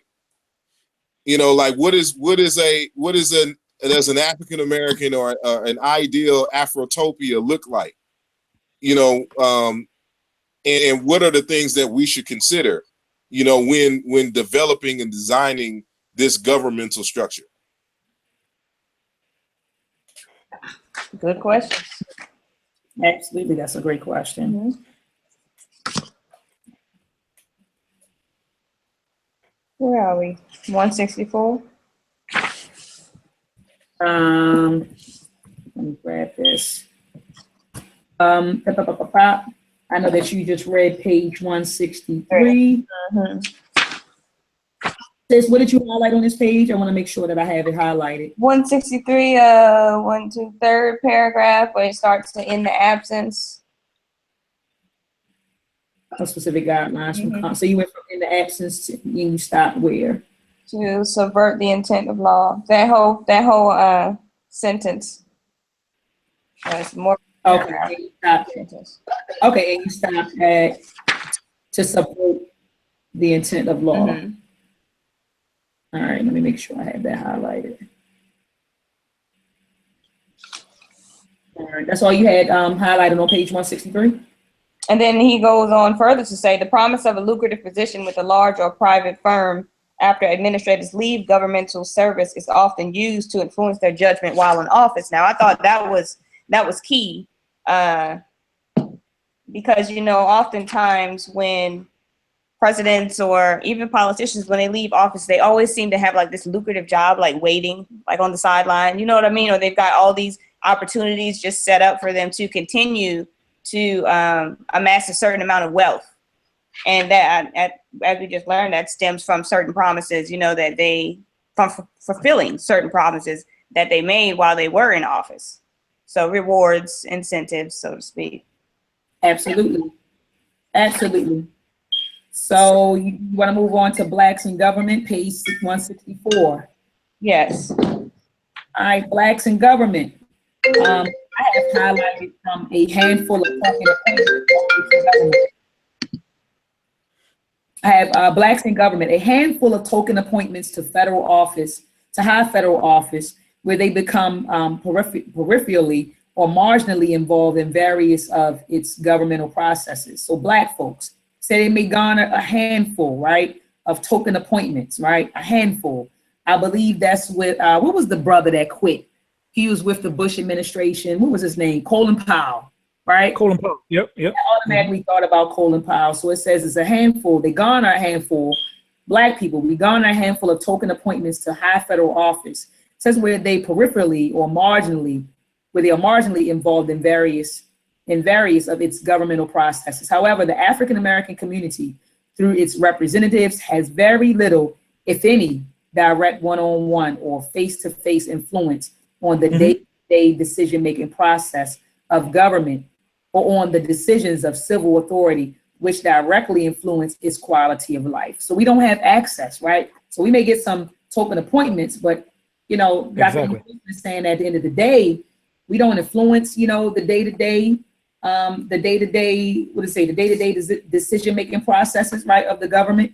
And he's saying that we don't have access. And it says, in the absence of direct access to an influence on relevant government centers of power of independent money lobbies, PACs, and the like, the absence of an organized, independent political party or organization permanently installed in Washington, and of an influential, wealthy, nationalistic upper or lending class, the African American community is unable to effectively and more fully secure its special interests.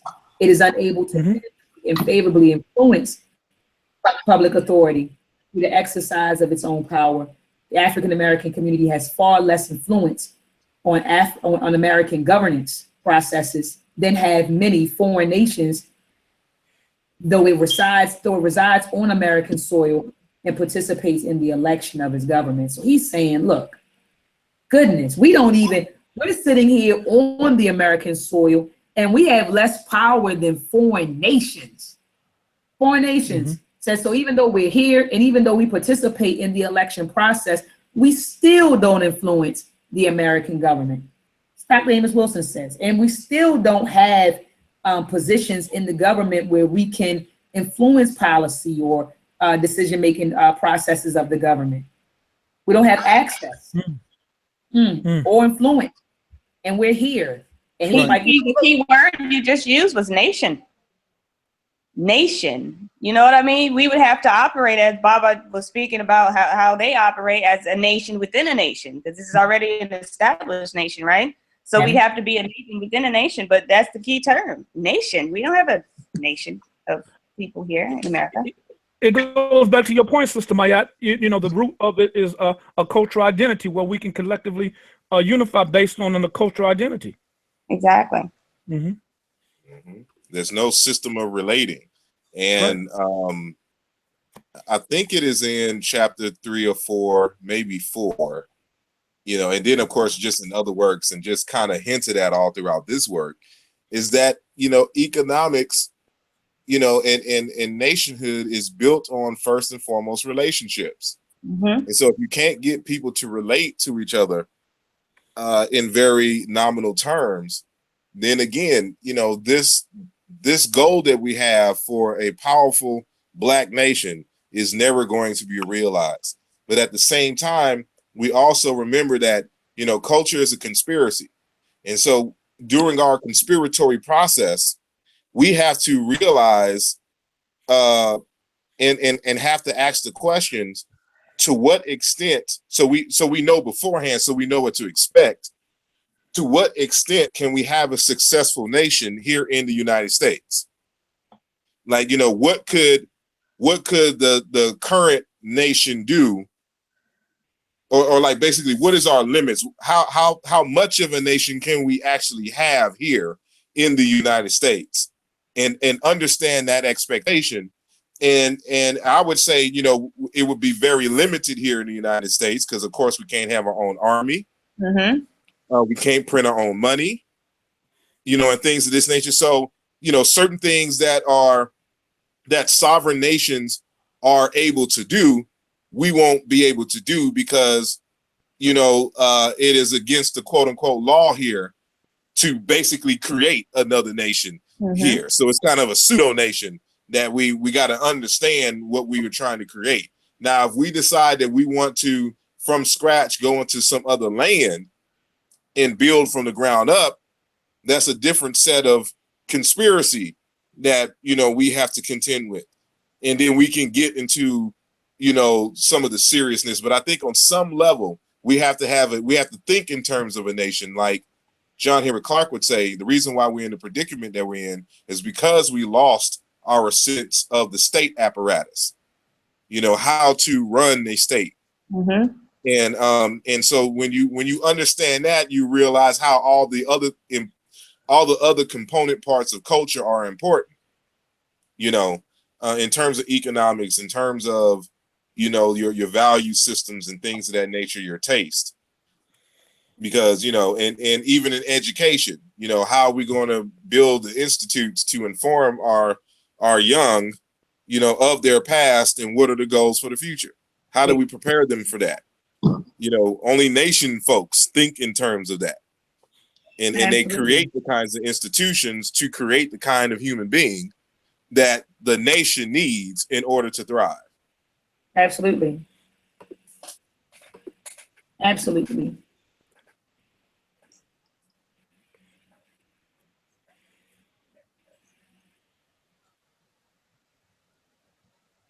Did my computer freeze? No. Okay, no, I see. We all went silent on you. That's all. I know everybody got quiet. Everyone got quiet, so I'm like, oh my goodness, did my computer freeze again? Because it froze earlier. But do you guys want to add anything else on page 165? This is the last the last page. Did anyone have anything highlighted? Our brief review or power and influence of the African American community. Do you guys have anything else highlighted on page 165, which is the end of this chapter? Oh, I have the whole book highlighted. Yep, I got that white. What'd you say? That's how I feel, brother. So I highlighted the whole damn book. A white American nation in general must control the socialization and indoctrination of its constituents. And what are you reading? Where are you? The last paragraph. That last paragraph. Very last paragraph says white American nation. Up at the very top, it says the power and influence. I'm down a little ways from there. It says a white American nation in general must control the socialization and indoctrination of its constituents and the recruitment and training of its business, governmental and non-governmental leadership. This leadership must deeply apprise itself and the community of the real working of the U.S. government and the means of influencing it to its own benefit. You know, how it entrains and indoctrinates those they put in positions of power to hold their interests down. That's it right there. That's right.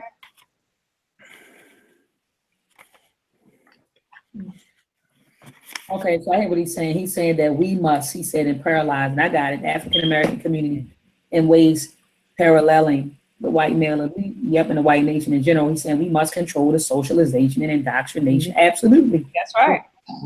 That's what Brother Saul was just saying. So when we when we talk about producing a curriculum, to educate our babies, or erecting educational institutions, to educate our babies, like Brother Saul said, what are our goals? And how do we plan to achieve these goals? Right. And we definitely had to develop or produce a curriculum that develop our children to be what we need them to be. Dr. Amos Wilson said that in several of his lectures. We need to be in control of the, he said, the total conditioning process of our babies. So when we talk about being in control of the conditioning process of our babies, we have to be in control of all of the environments, their mental environment, their social environment, I'll just sum it up by saying their physical and psychological space. We had to be in control of that in order to develop our babies. We're not in control, Sister Alima, anymore. I remember speaking to a few parents online, and I said, as parents, we got to take back our power. And in taking back our power, it starts with educating our own babies.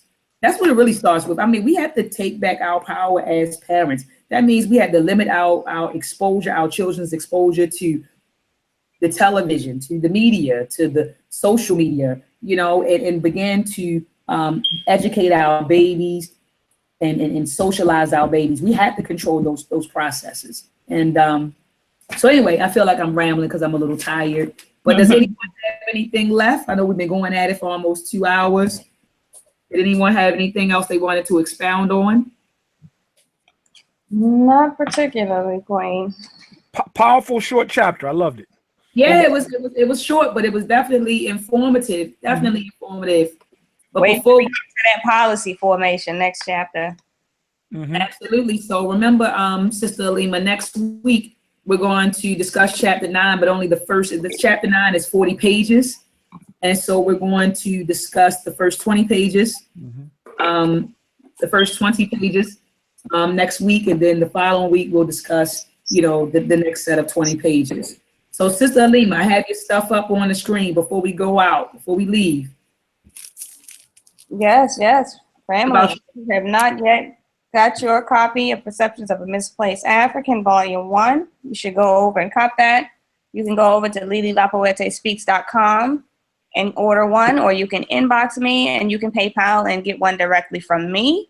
It is a poetry novel, and it entails my perceptions from an African standpoint about spirituality, sexuality, some of everything, just life experiences. Sorry, family, my mind is blank. I'm a little tired. But you can go to the website and you can catch some snippets. Got a few snippets up there for you if you're not familiar with my work. And yeah, Dr. Maat, up right there. Yes, I love the website. I love it. I love it. I think you said, did Brother Sar create this website for you? No, I didn't. Wow. Okay. No, he did Ben's website. Okay, he did Ben's website. Okay. I was getting confused. I love it. I think it's laid out beautifully. All right, so you can go here. I would suggest them get it from here versus going to Amazon. Not Amazon. Yeah, I would suggest them going, like you said, directly to the website, LiliLaPoeteSpeaks.com, and purchase that. Okay, let me bring up, I want to give, I got to talk about Ed Anime Productions. Yes. Please support the Meltrek Project. We're currently working on Meltrek Episode 3, exploring the African diaspora, Part 1. That the trailer for that particular episode should be available by February. I'm looking at February to release it. If you visit edanimeproductions.com, go to the shop, you'll see that we have Meltrek Episodes 1 and 2 available. Meltrek Episode 1 and 2 are also available for digital download. I just submitted the caption file for Meltrek Episode 2. So in about 2 to 4 business days, it'll be available on Amazon. So if you're not into DVDs anymore, because DVDs are kind of like antiquated. If you're not into DVDs anymore and you want the digital version, you can head right over to Amazon and purchase the digital version of Meltrek Episode 1 and Meltrek Episode 2.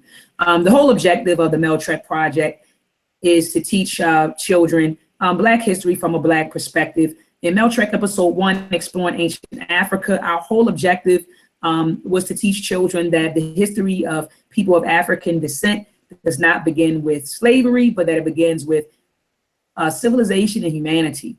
And I believe that we got that across with Meltrek Episode 1. And Meltrek Episode 2, the objective here was to teach children about the Aboriginal tribes or Aboriginal groups of people here in the Americas prior to Christopher Columbus. And just to establish that, Sister Alima, we're so tired of the whole white superiority myth, right? It's kind of like, with their version of history, no one was civilized until they came in contact with Europeans, right? And that's far from the truth. And I believe that that's one notional myth that we are dispelling with Meltrek, with the Meltrek series, is that, you had other groups of people who did things, who achieved and who set up civilizations and thriving cultures and practiced science and math and agriculture, who had systems, right? Prior to the European contact. So please get this for your babies. As parents, we have to get control of what our babies are watching, Sister Alima. So later for SpongeBob, later for Princess and the Frog and Doc McStuffin and all of that foolishness, get your children Meltrek, right? Get them Meltrek, something that's going to teach them or empower them, something that's going to boost their self-esteem and their knowledge of self. Not only do we have films available, we also have like a coloring activity book. We have, and this is going to be available, this probably will be available in 2 weeks. I showed you guys this last week. We have the Meltrek audio storybook that will be available. And look at this. I mean, we have, we're teaching the babies about Imhotep and, Imhotep, the step pyramid. I mean, look at this. This is absolutely beautiful. Wow. So we're talking to them. Look at this. We talk about Africa. We teach them about the step pyramid. And look at this. You see these things are in bold or highlighted. Lord Kemet and Imhotep and King Zosar and Stabas. And so we go into the Giza Plateau. We talk to them about Medjugorje. We talk about the different dynasties. We show them kings and queens of Kemet. All right. We talk about Ghana, the gold trade, Mali, Sungai, Timbuktu. They learn about Sundiata Keita, Mansa Musa, Sunny Ali, the Twa people, the great enclosure built by the people of Great Zimbabwe, right? Shaka Zulu. Okay. So get this for the babies. This is something I believe that, and look, we give you a bibliography. Right, so we don't just give you this book. We say, okay, look, we want to send you over to. If you want to read up on on more stuff, go get Anthony T. Browder's book. Go get some of the work by Sheikh Anta Diop, Dr. Ben. All right, so we give you some references. All right, so let me get out of here. And the last thing I would like to show you is the unit plans that we have available for children. So parents who are homeschooling or even teachers who are interested in getting a hold of our unit plans, please do. Our unit plans consist of lessons. What unit plan looks like. We have a unit plan. This is a unit plan entitled The African Origins of Mathematics. All right, so a typical unit plan, and these unit plans target grades 6 to 8. Well, right now I have a group of teachers, a group of elementary school teachers. They take these lesson plans and modify them to accommodate the lower grade levels. So hopefully we'll have unit plans for at least K through 8th by the end of this year. And then I'll probably get with some high school teachers to see if we can modify them to accommodate the upper grade levels from 9 to 12. But anyway, so our unit plans consist of, you get lessons. This particular unit plan has, I think, about 10 days worth of lessons. All right. You also get a Meltrek learning packet. Am I in the right folder? Okay, yes, now I'm in the right folder. You also get a Meltrek learning packet. Oh, this is Meltrek learning packet 1. I'm looking for Meltrek learning packet 3. That's 2. That's 2. Okay, so here's the Meltrek learning packet 3. the African origins of mathematics. So, you know, you have a pre and post assessment. You have, you know, the KWL chart that's used in public school systems. What do we know? What do we want to know? What have we learned? So you have your KWL chart. You have your vocabulary words, warm-up exercises and maps and all sorts of visuals inside of the Meltrek learning packet. And then we also have an online assessment. And this is how we've been collecting data just to make sure that our curriculum is working. We've been collecting a lot of data that I plan to publish within the next year or so. So you have the Meltrek unit pre and post test. So if you want to gauge how well your children retained and comprehended the information, we have online testing. You click the link and you work through the test. So, you know, for example, you know, where was the oldest mathematical instrumentation discovered? Name the mathematical instrument that was found in Southern Africa. The Lumbambo bone was found in what region of Africa? Which item below is a fact about the Lumbambo bone? Name the mathematical instrument found in South Africa, and what region was the Ashango bone found? So we have all sorts of questions for your babies. So please support the Meltrek project. Just visit edanimeproductions.com to do so, or if you go to the Google search engine and you type in Meltrek, the website should pop up. Brother Travis, please let the people know where they can find you and what you have going on, brother. Peace, family. Can you hear me? Yes. I got it. Let me try. Let me in there.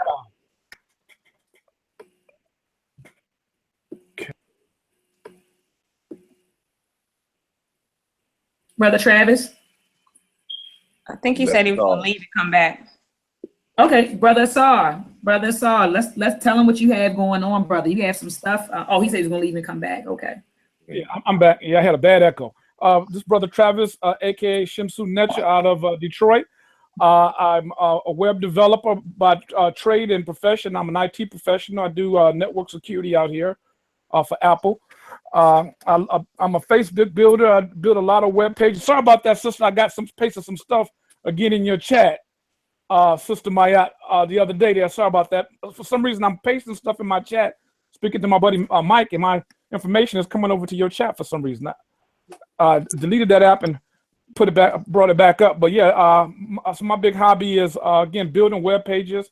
A lot do it on the side. I build databases for various companies and people who have small businesses here in Detroit. Love this group. I've grown tremendously as far as my awareness. Being a part of this group, and the book is powerful. And I can see myself being a part of this group for a long, long time. Fantastic. Well, we're happy to hear you. Happy to have you,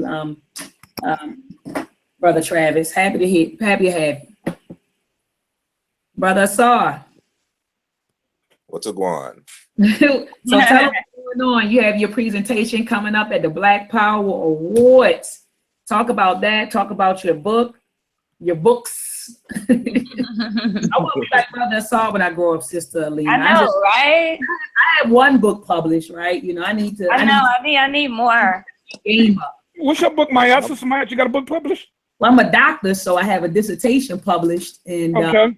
I have that published, and I have like three conference papers published. Mm-hmm. 3 conference papers are published, and my dissertation is published. But yeah, I want to. I published this 2013, so trying to get something out there. Haven't published. Gotcha. I'm trying to get like Dr. Maat though. Right, so, she's a doctor. And I have my animated anime series. I have the work right here too. Let me go get the book. So while he's talking about it, I can flash it. Well, as regards the Black Power Awards, hold on one second. They wanted me. I'm gonna be speaking at the Black Power Awards in Atlanta, and I think the date is November 19th, 20th, or something like that. Yes. That Friday, for whatever the day of the event is when I'll be speaking, and I'm one of a number of speakers that day. But they wanted me to speak on an Afrocentric critique of Wesley Muhammad's book Ra is Allah, Why Asar Imhotep is Wrong. So it's ironic because, like, you know, I was speaking about earlier the Locks conference out here in Philadelphia. It's a 2-day event. It's Saturday and Sunday. So today was the second day of the event, and but I was supposed to go today, but you know, one of the crew informed me that Dr. Wesley was supposed to be there on Saturday, you know, presenting on his latest book. But when we got there, for some reason, he was disinvited because of the topic of his discussion, you know, dealing with homosexuality and all that. And because it was on a public school facility that the conference was being held, that's what really, you know, done it in for him. So I was upset because I brought my book for him to autograph. I wanted to give him to autograph my copy of Rise Allah Why Sarum Hotep is Wrong. So, but I'm gonna give an African-centered critique about that book. And short, to keep it brief, the book is a rebuttal to 2 chapters that I wrote in 2013 or published in 2013 in my book Aluja, the Rescue, Reinterpretation, and Revitalization of of ancient Egyptian major ancient Egyptian themes. And so in his 2009 work, Black Arabia and the African Origins of Islam, there's a small section in there where he makes the claim that the god Ra, the sun god Ra of ancient Kemet, was in fact a Semitic god that was borrowed by the ancient Egyptians. And that Semitic god is basically Allah in Arabic, El in Hebrew, Elu in Akkadian. And so basically a Semitic god, equivalent, basically essential to Allah, was in fact borrowed by the ancient Egyptians. And I took issue with the claim, not because of the claim itself. You know, the borrowing of deities and the borrowing of words is quite common between human groups. However, the amount or what his evidence was to support that claim was not substantial in my eye. So I wrote my issues with the text, and so of course he got wind of it, read it, and the book is his rebuttal.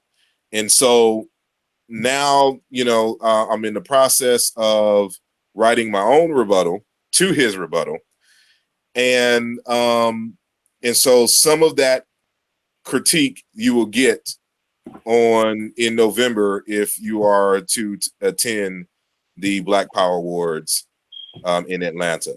And so but I want the sit down, so you won't get everything. You'll get something. You won't get the good, like, you know, the straight daggers. I'm just going to highlight the fundamental issues with his method. And then and it's really going to be a lesson about Afrocentricity, African-centeredness, and how to apply that paradigm when critiquing works, speaking about the Black experience. And so his book is just going to be kind of like a case study. So, you know, you understand, not you particular, but the audience better understands how to use an African-centered perspective to ask critical research questions, dealing with certain people's books or articles or even film and other types of literature regarding African people. And so, you know, that's what fundamentally is going to go down. Has Dr. Wesley ever been to ancient Kemet or Egypt? Has he ever been? To my knowledge, no.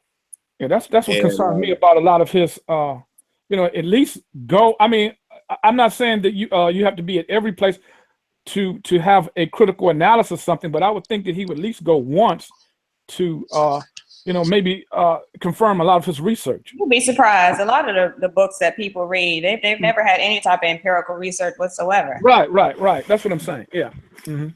But it's not necessarily necessary for you to go to Kemet in order to get a good understanding of it, especially in this day and age. So we've got to remember that, you know, a lot of the artifacts have been excavated since, you know, the 1600s, you know, with going into the 1800s when it was the script was finally deciphered.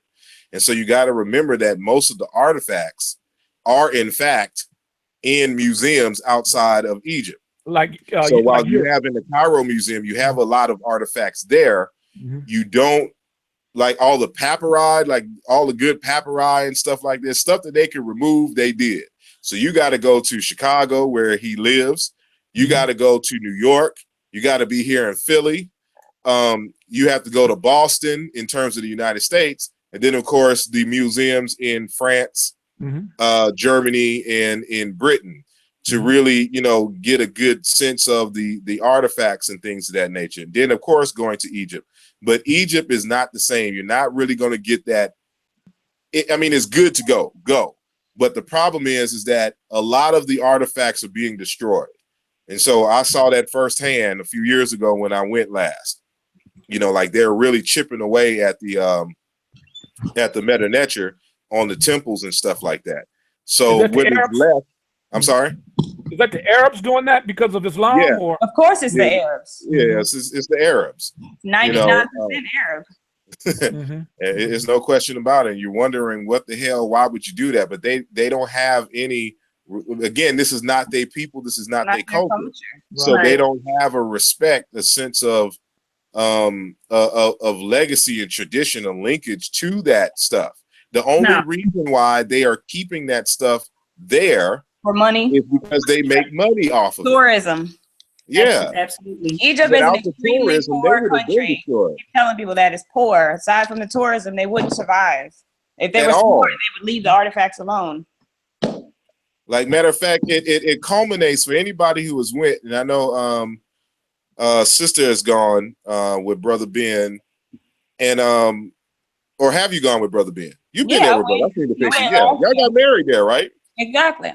Yeah. So you know, when you get there, you know, the hustle is hard out there. Like you're going to get harassed to buy something, you know, every 5 steps you take, you know, because it's so serious. Like everybody is involved with the tourism industry that, you know, they get real aggressive to try to make those sales because, you know, outside of the tourism, they don't offer anything to the world.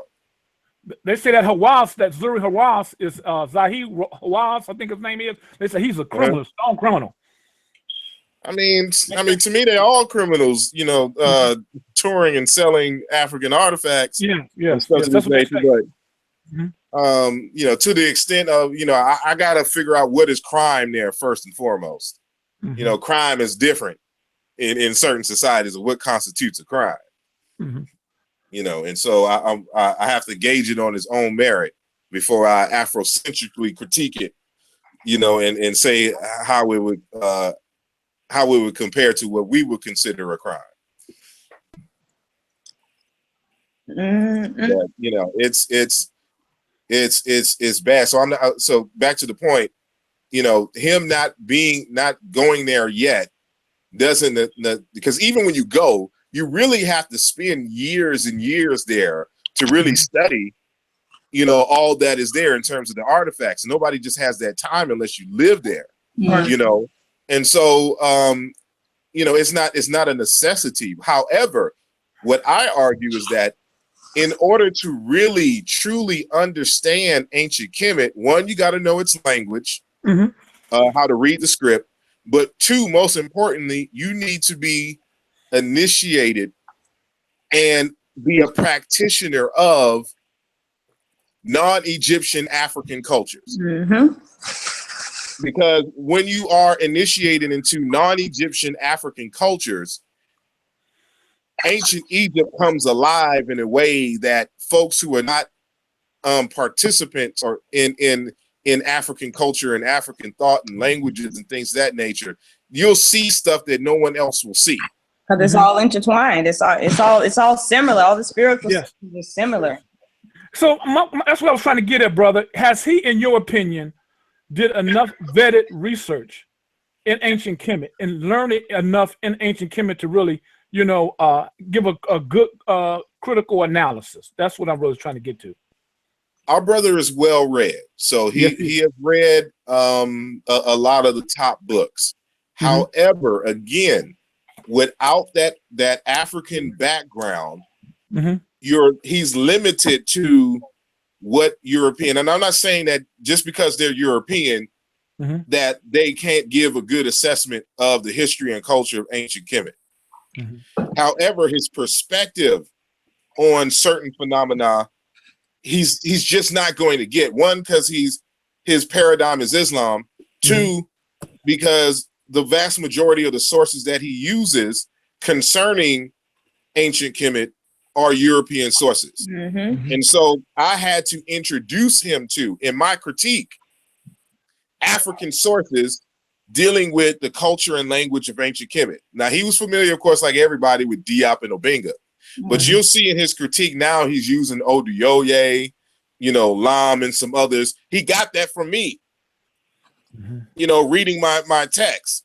And so so his rebuttal was a lot different in terms of his initial article, because he doesn't cite any of us in his initial article when interpreting the data, which he made the suggestion that Ra is Allah.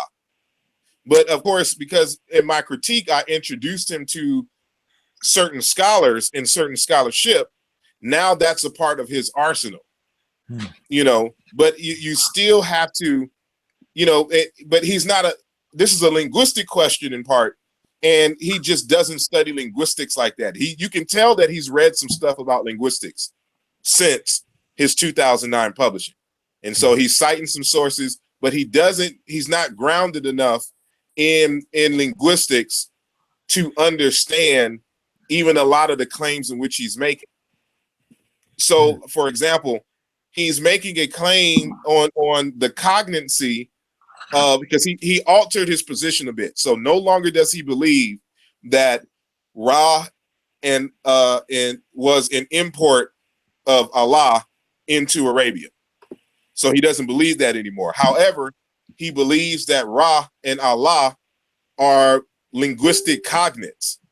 And when you make a claim like that, there's a scientific process that you have to do, and that has to be the result of that process.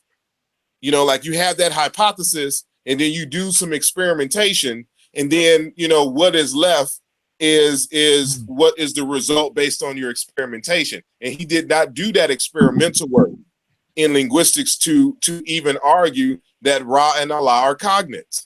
And so in my upcoming text where I address his claim, I'm actually doing the work.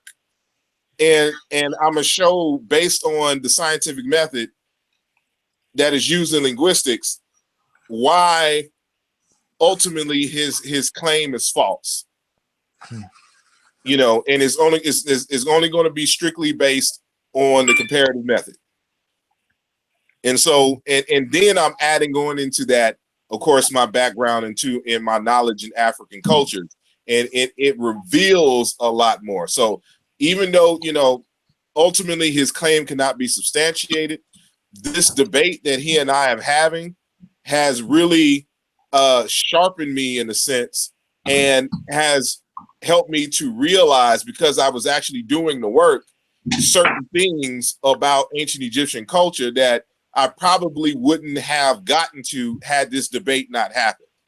So, I'm grateful for that, when it comes to just this exchange that we are having.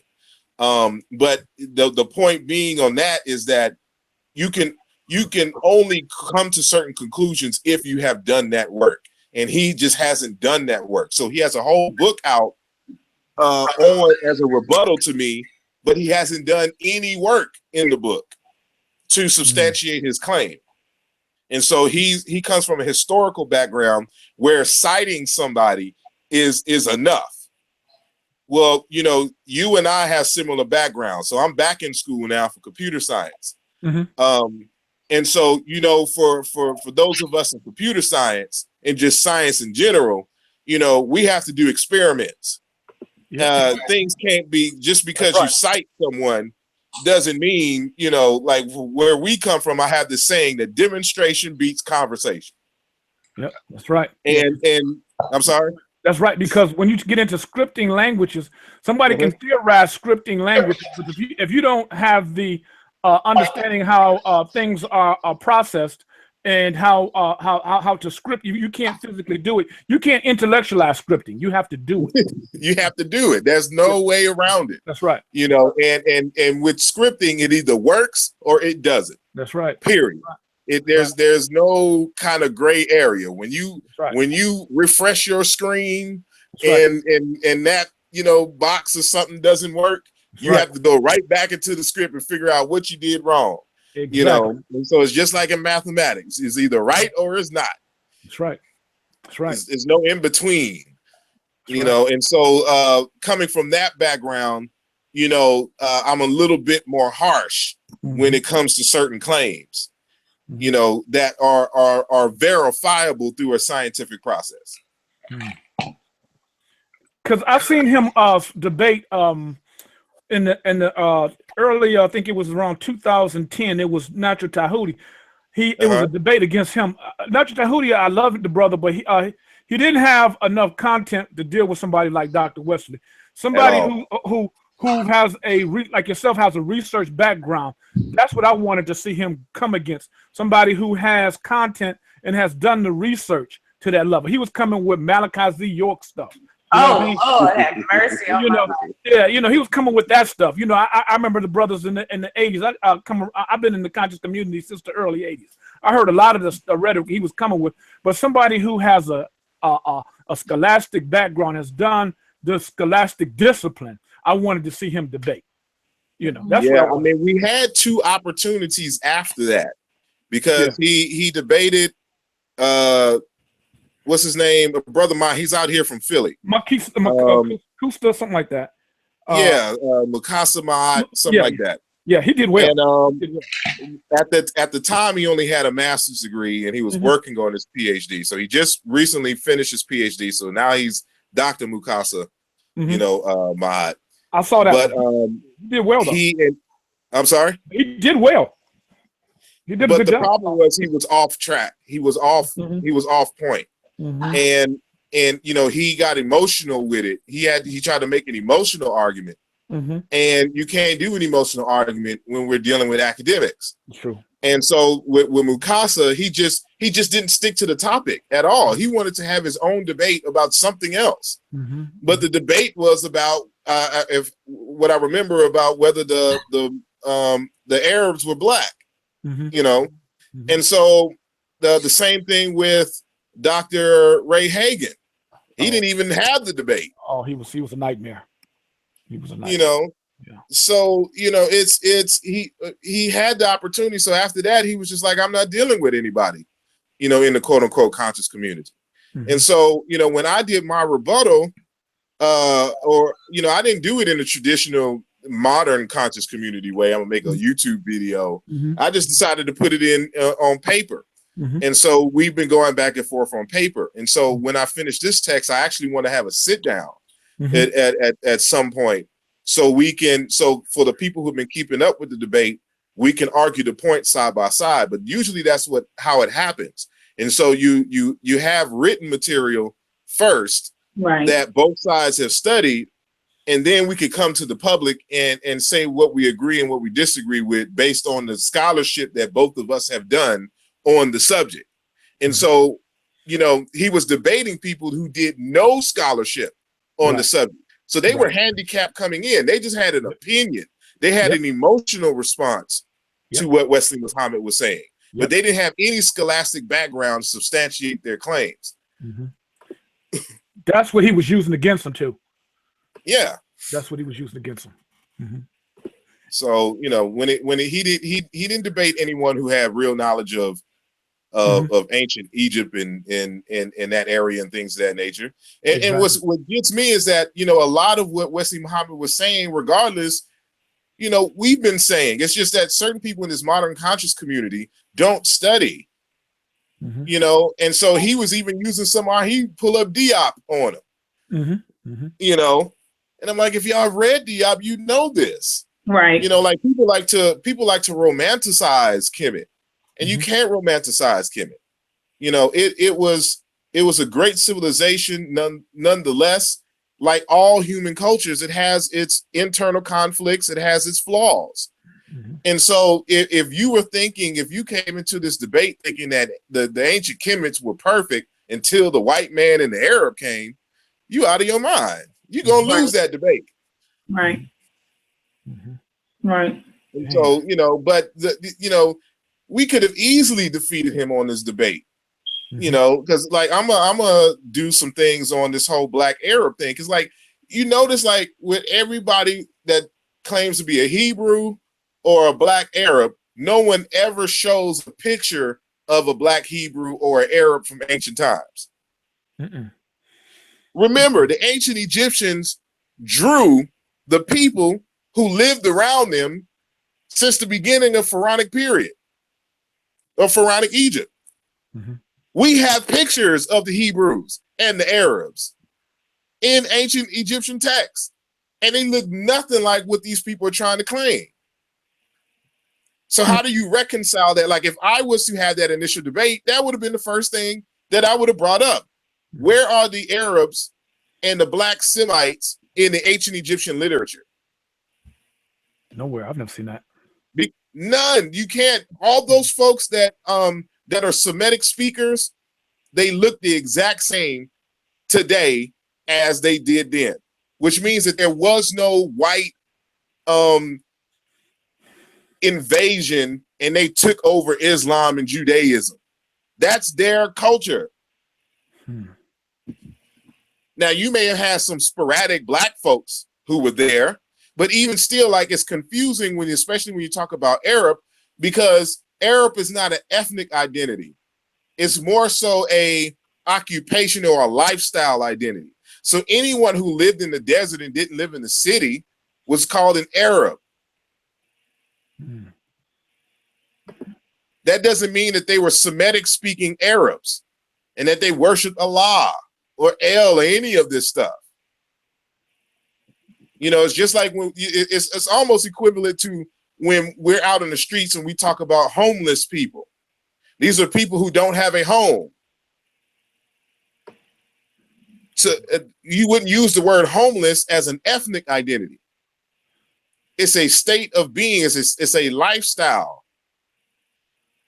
They're homeless. That's what an Arab is. That's what it means to be homeless, to be a wanderer. It's the syllabic inverse of the word Hebrew, which means a wanderer, a nomad. So that point of contention had to have been made first, and then you have to go to the representations, either of themselves or how other people described and wrote about them or depicted them. And the most reliant and consistent depictions of the Semites comes from ancient Kemet. And we have records all the way from the Narmer palette all the way into Greek times of these people, and they all look the exact same throughout history. And so, you know, everything that he's talking about, his 2009 book, you know, has to be reviewed critically. Like, why wasn't any of these depictions of the Semites? Because you got to think about it like this in scientific terms. You know, when you're talking about a race and things, a so-called race, or at least in terms of phenotype, this is about populations. And so you can't have Black Arabs who are Semitic speakers and then the rest of the folks look white. We know something else happened. There was a language shift if that was the case. But, you know, that's neither here nor there. That's another topic.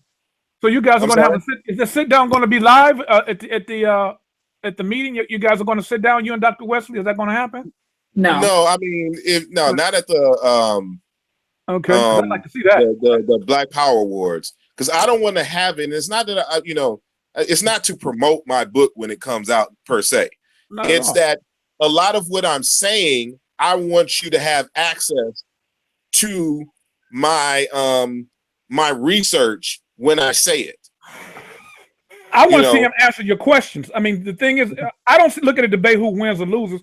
It broadens my perspective of the actual subject. I think that you bring up some powerful points, and I just like to hear his rebuttal. Hey, I mean, if it happens, it happens. You know, Mm-hmm. he's on this homosexuality tour now.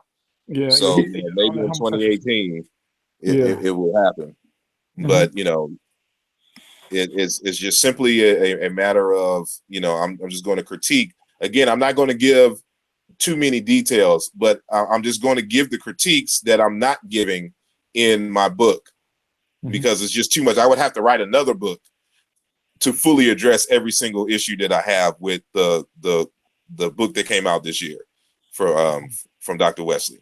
So it's only I'm just going to deal in the book with the primary question, and let the process of historical comparative linguistics answer that question.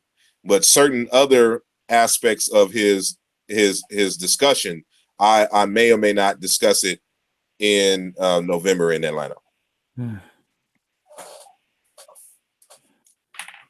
Okay. I know we went way off of powerful information. Powerful information. Absolutely, absolutely, brother. So tell them about the other books. Though you had that, you have Nasubiti, you have Where's Love. Where can they find? Where can they purchase some of your books? Well, you can always go to my website, asarimhotep.com, and go to the shop page, and you'll see where my books that I have currently published. The latest two that came out in 2015 and 2016, respectively, is Where is the Love? How Language Can Reorient Us Back to Love's Purpose, and Nesubiti, King in Ancient Egyptian, subtitled A Lesson in Paronymy and Leadership. And so this is a part of my nation building series. And, you know, so I wanted to start off with the whole relationship thing. So remember that, you know, in terms of building a nation, building a culture and an ethnic group, we have to have strong relationships. And so I wanted to bring back and properly define what love is and what love looks like, so that we have a more accurate expectation for when we're dealing with each other. And so, you know, part of my, you know, argument for, you know, what we need to do to have a more cohesive and more unified people is that we got to learn how to love again. And so, you know, using Africa as a resource and not just simply as a reference, I go into the languages of Africa, I go into the cultures of Africa, and I'm able to extract exactly what love is from the African perspective in its individual and communal, you know, context, and then prescribe some actions that we may adopt in trying to strengthen our personal bonds, and then showing and linking how our personal relationships and how we get along personally with each other extends into our business relationships and how we do business and building an economy. So that's it was a thin book, but you know, it's all that's in there. So that's the 2015 book. And then the Nesubiti book on King, you know, the first part of the book is a linguistic analysis, primarily trying to find out what the word Nesubiti means and its etymology dealing with kingship. And then I get into the concepts of kingship in Africa and how it's born, and what, you know, asking fundamentally the research question, what is leadership in traditional Africa, and what can we learn and what can we use from traditional African conceptualizations of leadership in our modern lives, and what are those characteristics that a good leader, a good king should have. And so and I have a section in there dealing with the whole concept of king and queen, and I have to reiterate that a king is a title that in most instances is really just an office title, and it's not gender specific, whereas a queen means the wife of the king. And so I don't want to use the term queen in the same space as king, because one's a political office and one's marital status. And so when you say like Queen Hatshepsut, you shouldn't say Queen Hatshepsut. You should say King. I know. I know. And brother, I was so torn. Let me show you. Oh my gosh, I was so torn. Let me show you really fast. kids. This we might have to study some of Brother Saul's books in the Ram Club as well. Yeah. Oh, absolutely. I have one sitting right here to my right. But this is what I wanted to say. Okay, let me go here. Because I got it. Because Brother Saul, you and I were discussing the suit. And how and how it's not only applied to men and it's applied to women because it's just an office. So when we were writing this book, all right, my son said, I don't want to confuse the children. Let me go back. Let me show you. Let me go back. I just want to bring up a visual. Do you see my screen? Mm-hmm. Okay. Yeah. All right. So we're talking about Hatshepsut right here, right? And so he's like, can we just call her Pharaoh instead of calling her king? Because he was like, we said after moving to the next statue, Ramesses says, this is Pharaoh Hatshepsut, one of the most powerful female pharaohs. And so I wanted to say king, but he was like, man, I don't want to confuse the children because, they'll be reading it to call her a king. And then they're looking at a picture of a female. He was like, I don't think that they would, they can wrap their minds around it. So we left it as just Pharaoh. I so wanted to call her a king, Brother Saul. But what do you guys think? I don't think things are as confusing to children as we think they are. Personally, I think that if you put it in the right context, they'll understand it. But that's just my opinion. Yeah, if you explain it to them, they'll get it. Yeah, absolutely. If we're there to explain it, but if we're not there, just picking up the book, and it's like, King Hatshepsut, she. It's like, wait a minute, why are they referring to this? And maybe that's just, Is there any footnotes or something like that, or like a note to teachers or parents? That's about we could put it in the glossary. We could put it in the glossary. Yeah, we could put it in the glossary. Because I just I was just having this discussion with an ex-girlfriend of mine. She lives in Ghana now, and I had to introduce her to the book King Peggy. And have her wrap her mind around that. No, in Africa, you have female kings, and there's even a book written about this one who's living today. She actually works in DC, but she's a king, a bona fide king of a community out in Ghana, in the southern part of Ghana. Right. King Peggy. So I give other examples in the book. So even to this day in other parts of Africa. So this is what I mean. Like, if you study other parts of Africa and then you come back into ancient Kemet and you'll see the continuity in terms of thought and practice, stuff, begins to make more sense and you get a more holistic view and really how much it really forces you to think differently, because you have to have basically a paradigm shift when trying to understand certain things. For example, in the new book, I have a chapter on the etymology of the word ma'at. And, ma'at has several different meanings. Mm-hmm. It's really different words, but the ancient Egyptians didn't write out their vowels. So it appears to us, because we only have the consonantal skeleton, that these are basically one word. And it doesn't help that a lot of the concepts are interrelated in the first place. So it makes it more confusing, when we think of ma'at and its quote unquote several meanings, but it's actually different words. So, but ultimately, for example, there's one meaning of ma'at or ma, meaning offering, right? To give an offering to a deity or to a deified ancestor, something to this nature. Well, going into the African languages, I've come to realize that the word offering is really a not so accurate interpretation of the word.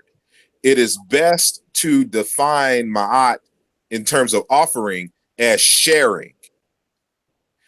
And when you understand the concept of sharing and the importance in African tradition, then you'll see how the concept of reciprocity comes into play in as far as ma'at is concerned, and love. And I say that ma'at needs to be defined as love, because ma'at has to deal with sharing and more so feeding someone.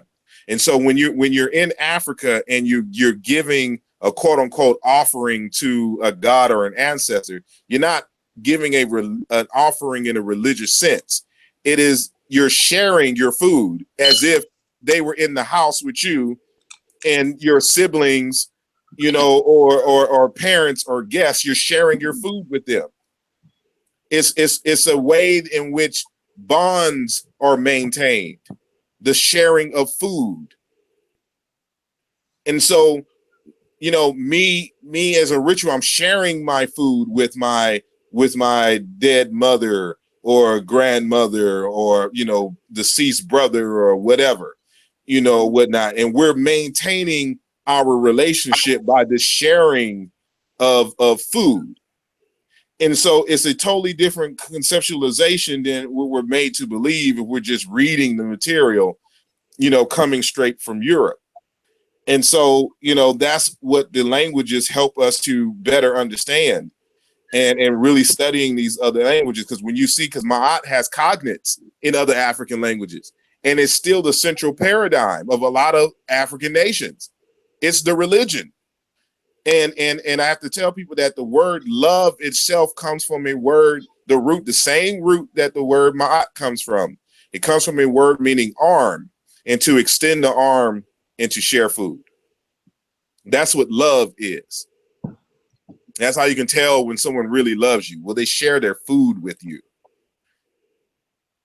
And from there, some other metaphors, some other concepts come into it. But the breaking of bread, the sharing of food is the primary ritual of love. And when you understand love in that context, now you can understand why Ma'at was so central to ancient Kemet. It's a society where the religion was based on love, based on sharing, based on giving.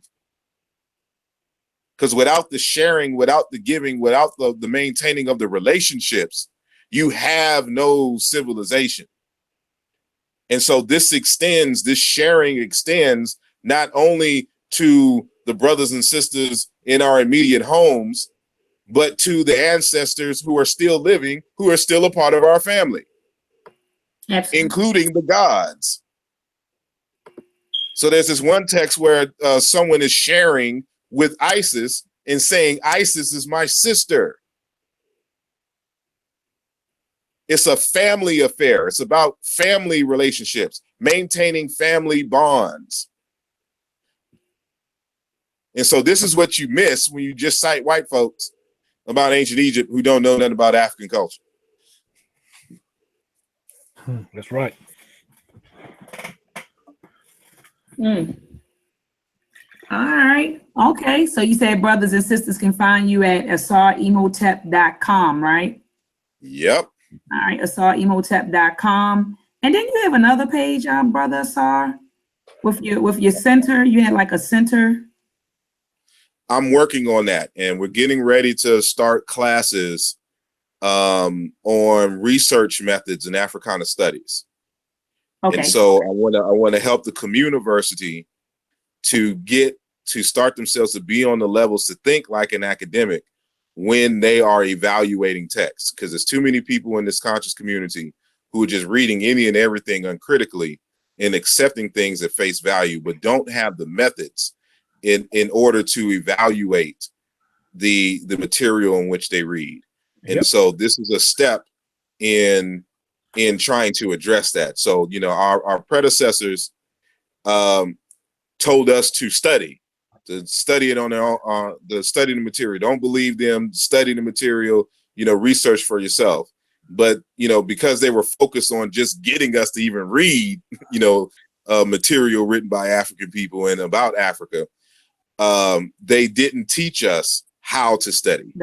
And so that's Absolutely. The next step for this generation, is to teach our people how to study and to build research teams and collectives and study groups like this one is going on now, and to experiment in you know, because I would like to see, like, for example, you know, y'all read the Blueprint for Black Power and then y'all decide, okay, let's experiment. Let's put Blueprint for Black Power to the test.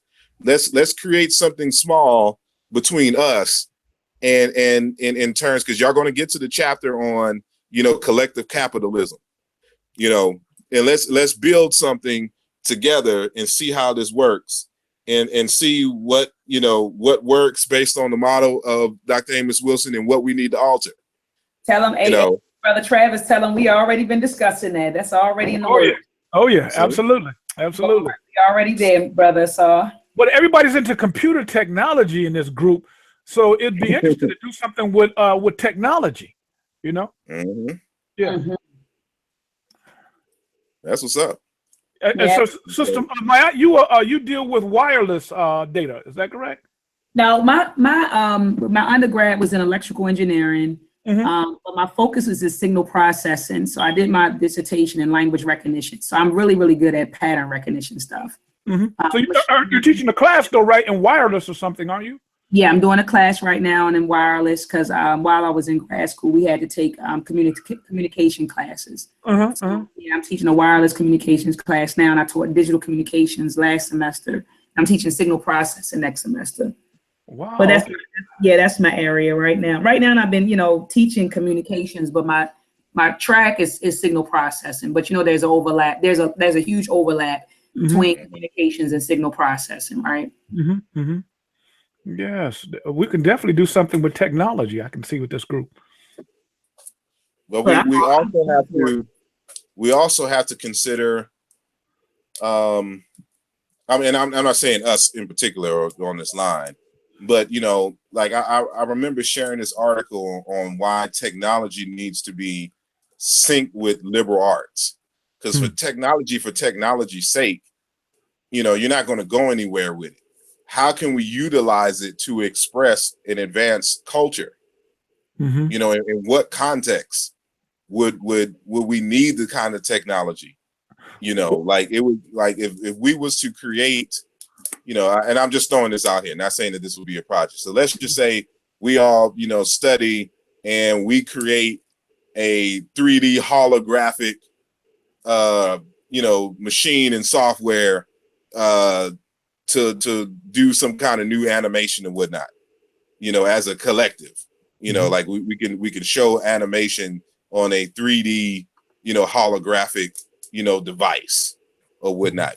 But we started off showing and dealing with, finding better ways to, I don't know, tell African stories like what Meltrex does, in anime or something like that. Whatever it is, we just use it in a way to advance the culture, and not just not trying to imitate white folks in what they do. We have a purpose for it, like I don't know, like with Maya, not Maya, what's the 3D Studio Max, I think it was, it started off almost as like an open source project, between friends, who were all coders and whatnot, and trying to address some limitations in 3D rendering, and they were able to go far. But even if it's not technology, think about it in context. For example, like with Welch's, like you're going to learn about Welch's in Blueprint for Black Power, and they're just a collection of farms, not a confederacy. What's the word I want to use?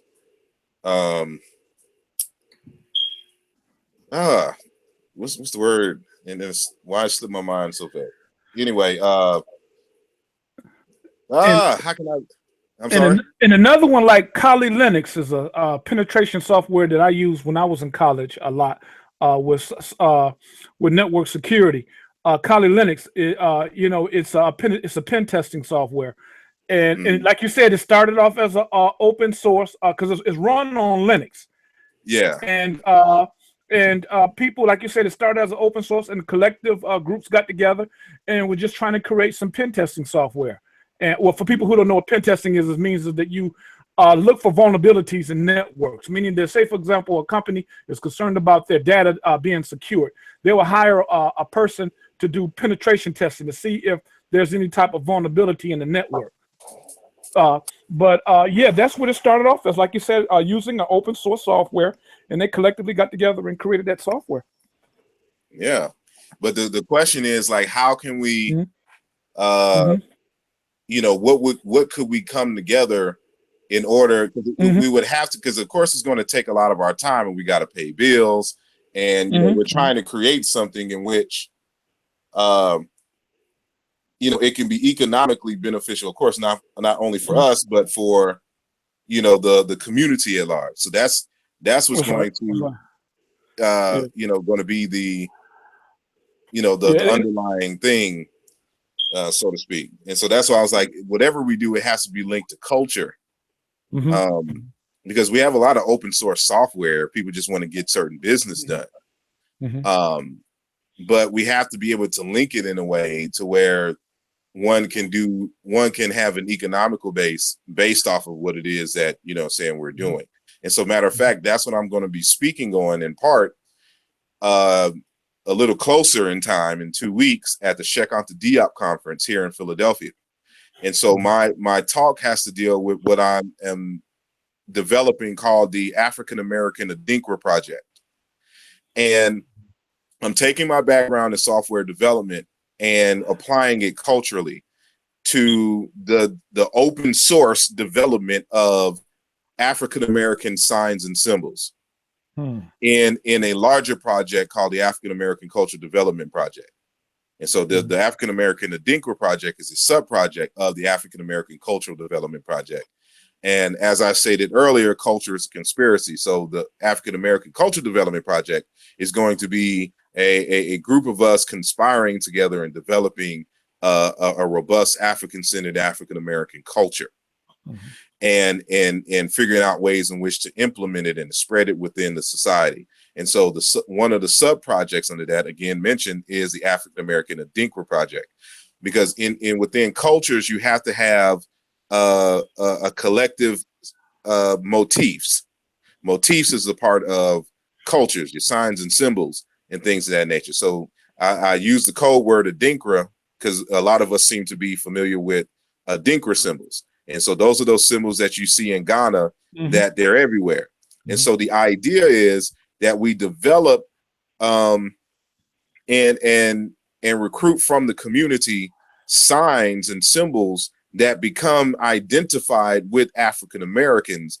And then the African Americans can in turn use them in very creative and productive ways to create products and services centered around the symbols. And so, say for instance, we have like if you make you have a sewing machine and you make quilts and bedspreads and, you know, curtains and things of that nature. And if we have our own symbols, then, you know, attaching the symbols, and we want these stuff in our house, we want to decorate it with our own value system as incorporated into the symbols. You can create a business, you can create, you know, things, you know, from your own culture.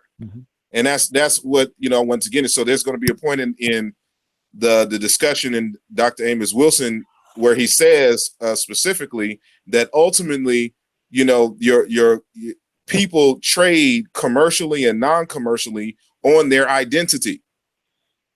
And so, you know, we have to create an identity so that we can trade on it like all other cultures do. And so the African American Adinkra Project is going to be, you know, a small catalyst and a small step in that direction. And so I want to create something that is feasible, doesn't cost much money other than sweat equity, so that we can have some small victories. And so, you know, you got to treat our people like, I'm not saying, okay, that doesn't even sound right. But in essence, you gotta treat them like children, and not treat them like children, but treat them like children, if that makes sense. In the sense that, you know, you don't give children super big, large projects without building their confidence that they can do something greater. So you give them smaller tasks and then build their confidence that they can take on greater tasks. So when you're talking about nation building, that's a big word for us. That's a big phrase. You know, that seems impossible to build a nation. But when you give them smaller goals that lead into the direction of the realization of a nation, then they build their confidence that they can do bigger and greater things. And so this is one of those small steps that have greater implications long term.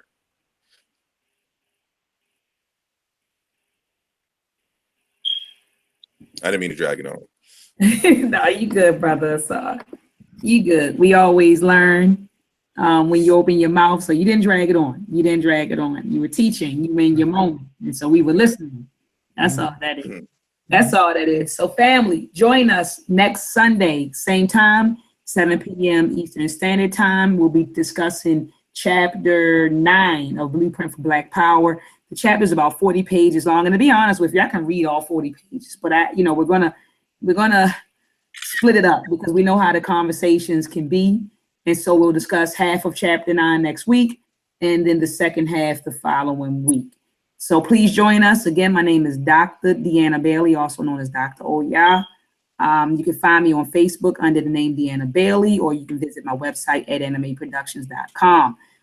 Sister Alima Njai, she would prefer to be contacted through her website, lelelapoete.com. We showed that at the beginning of the discussion. You can reach Brother Asar Imhotep at asarimhotep.com. And Brother Travis, where can they reach you? I know you're at your Shesmu. Shemsu Netcher. That's my Facebook page. Okay, fantastic. So thank you for joining us, family. We'll see you next week, 7 p.m. Standard Eastern Time. Peace and power. Have a fantastic and productive week. Peace and power. Peace.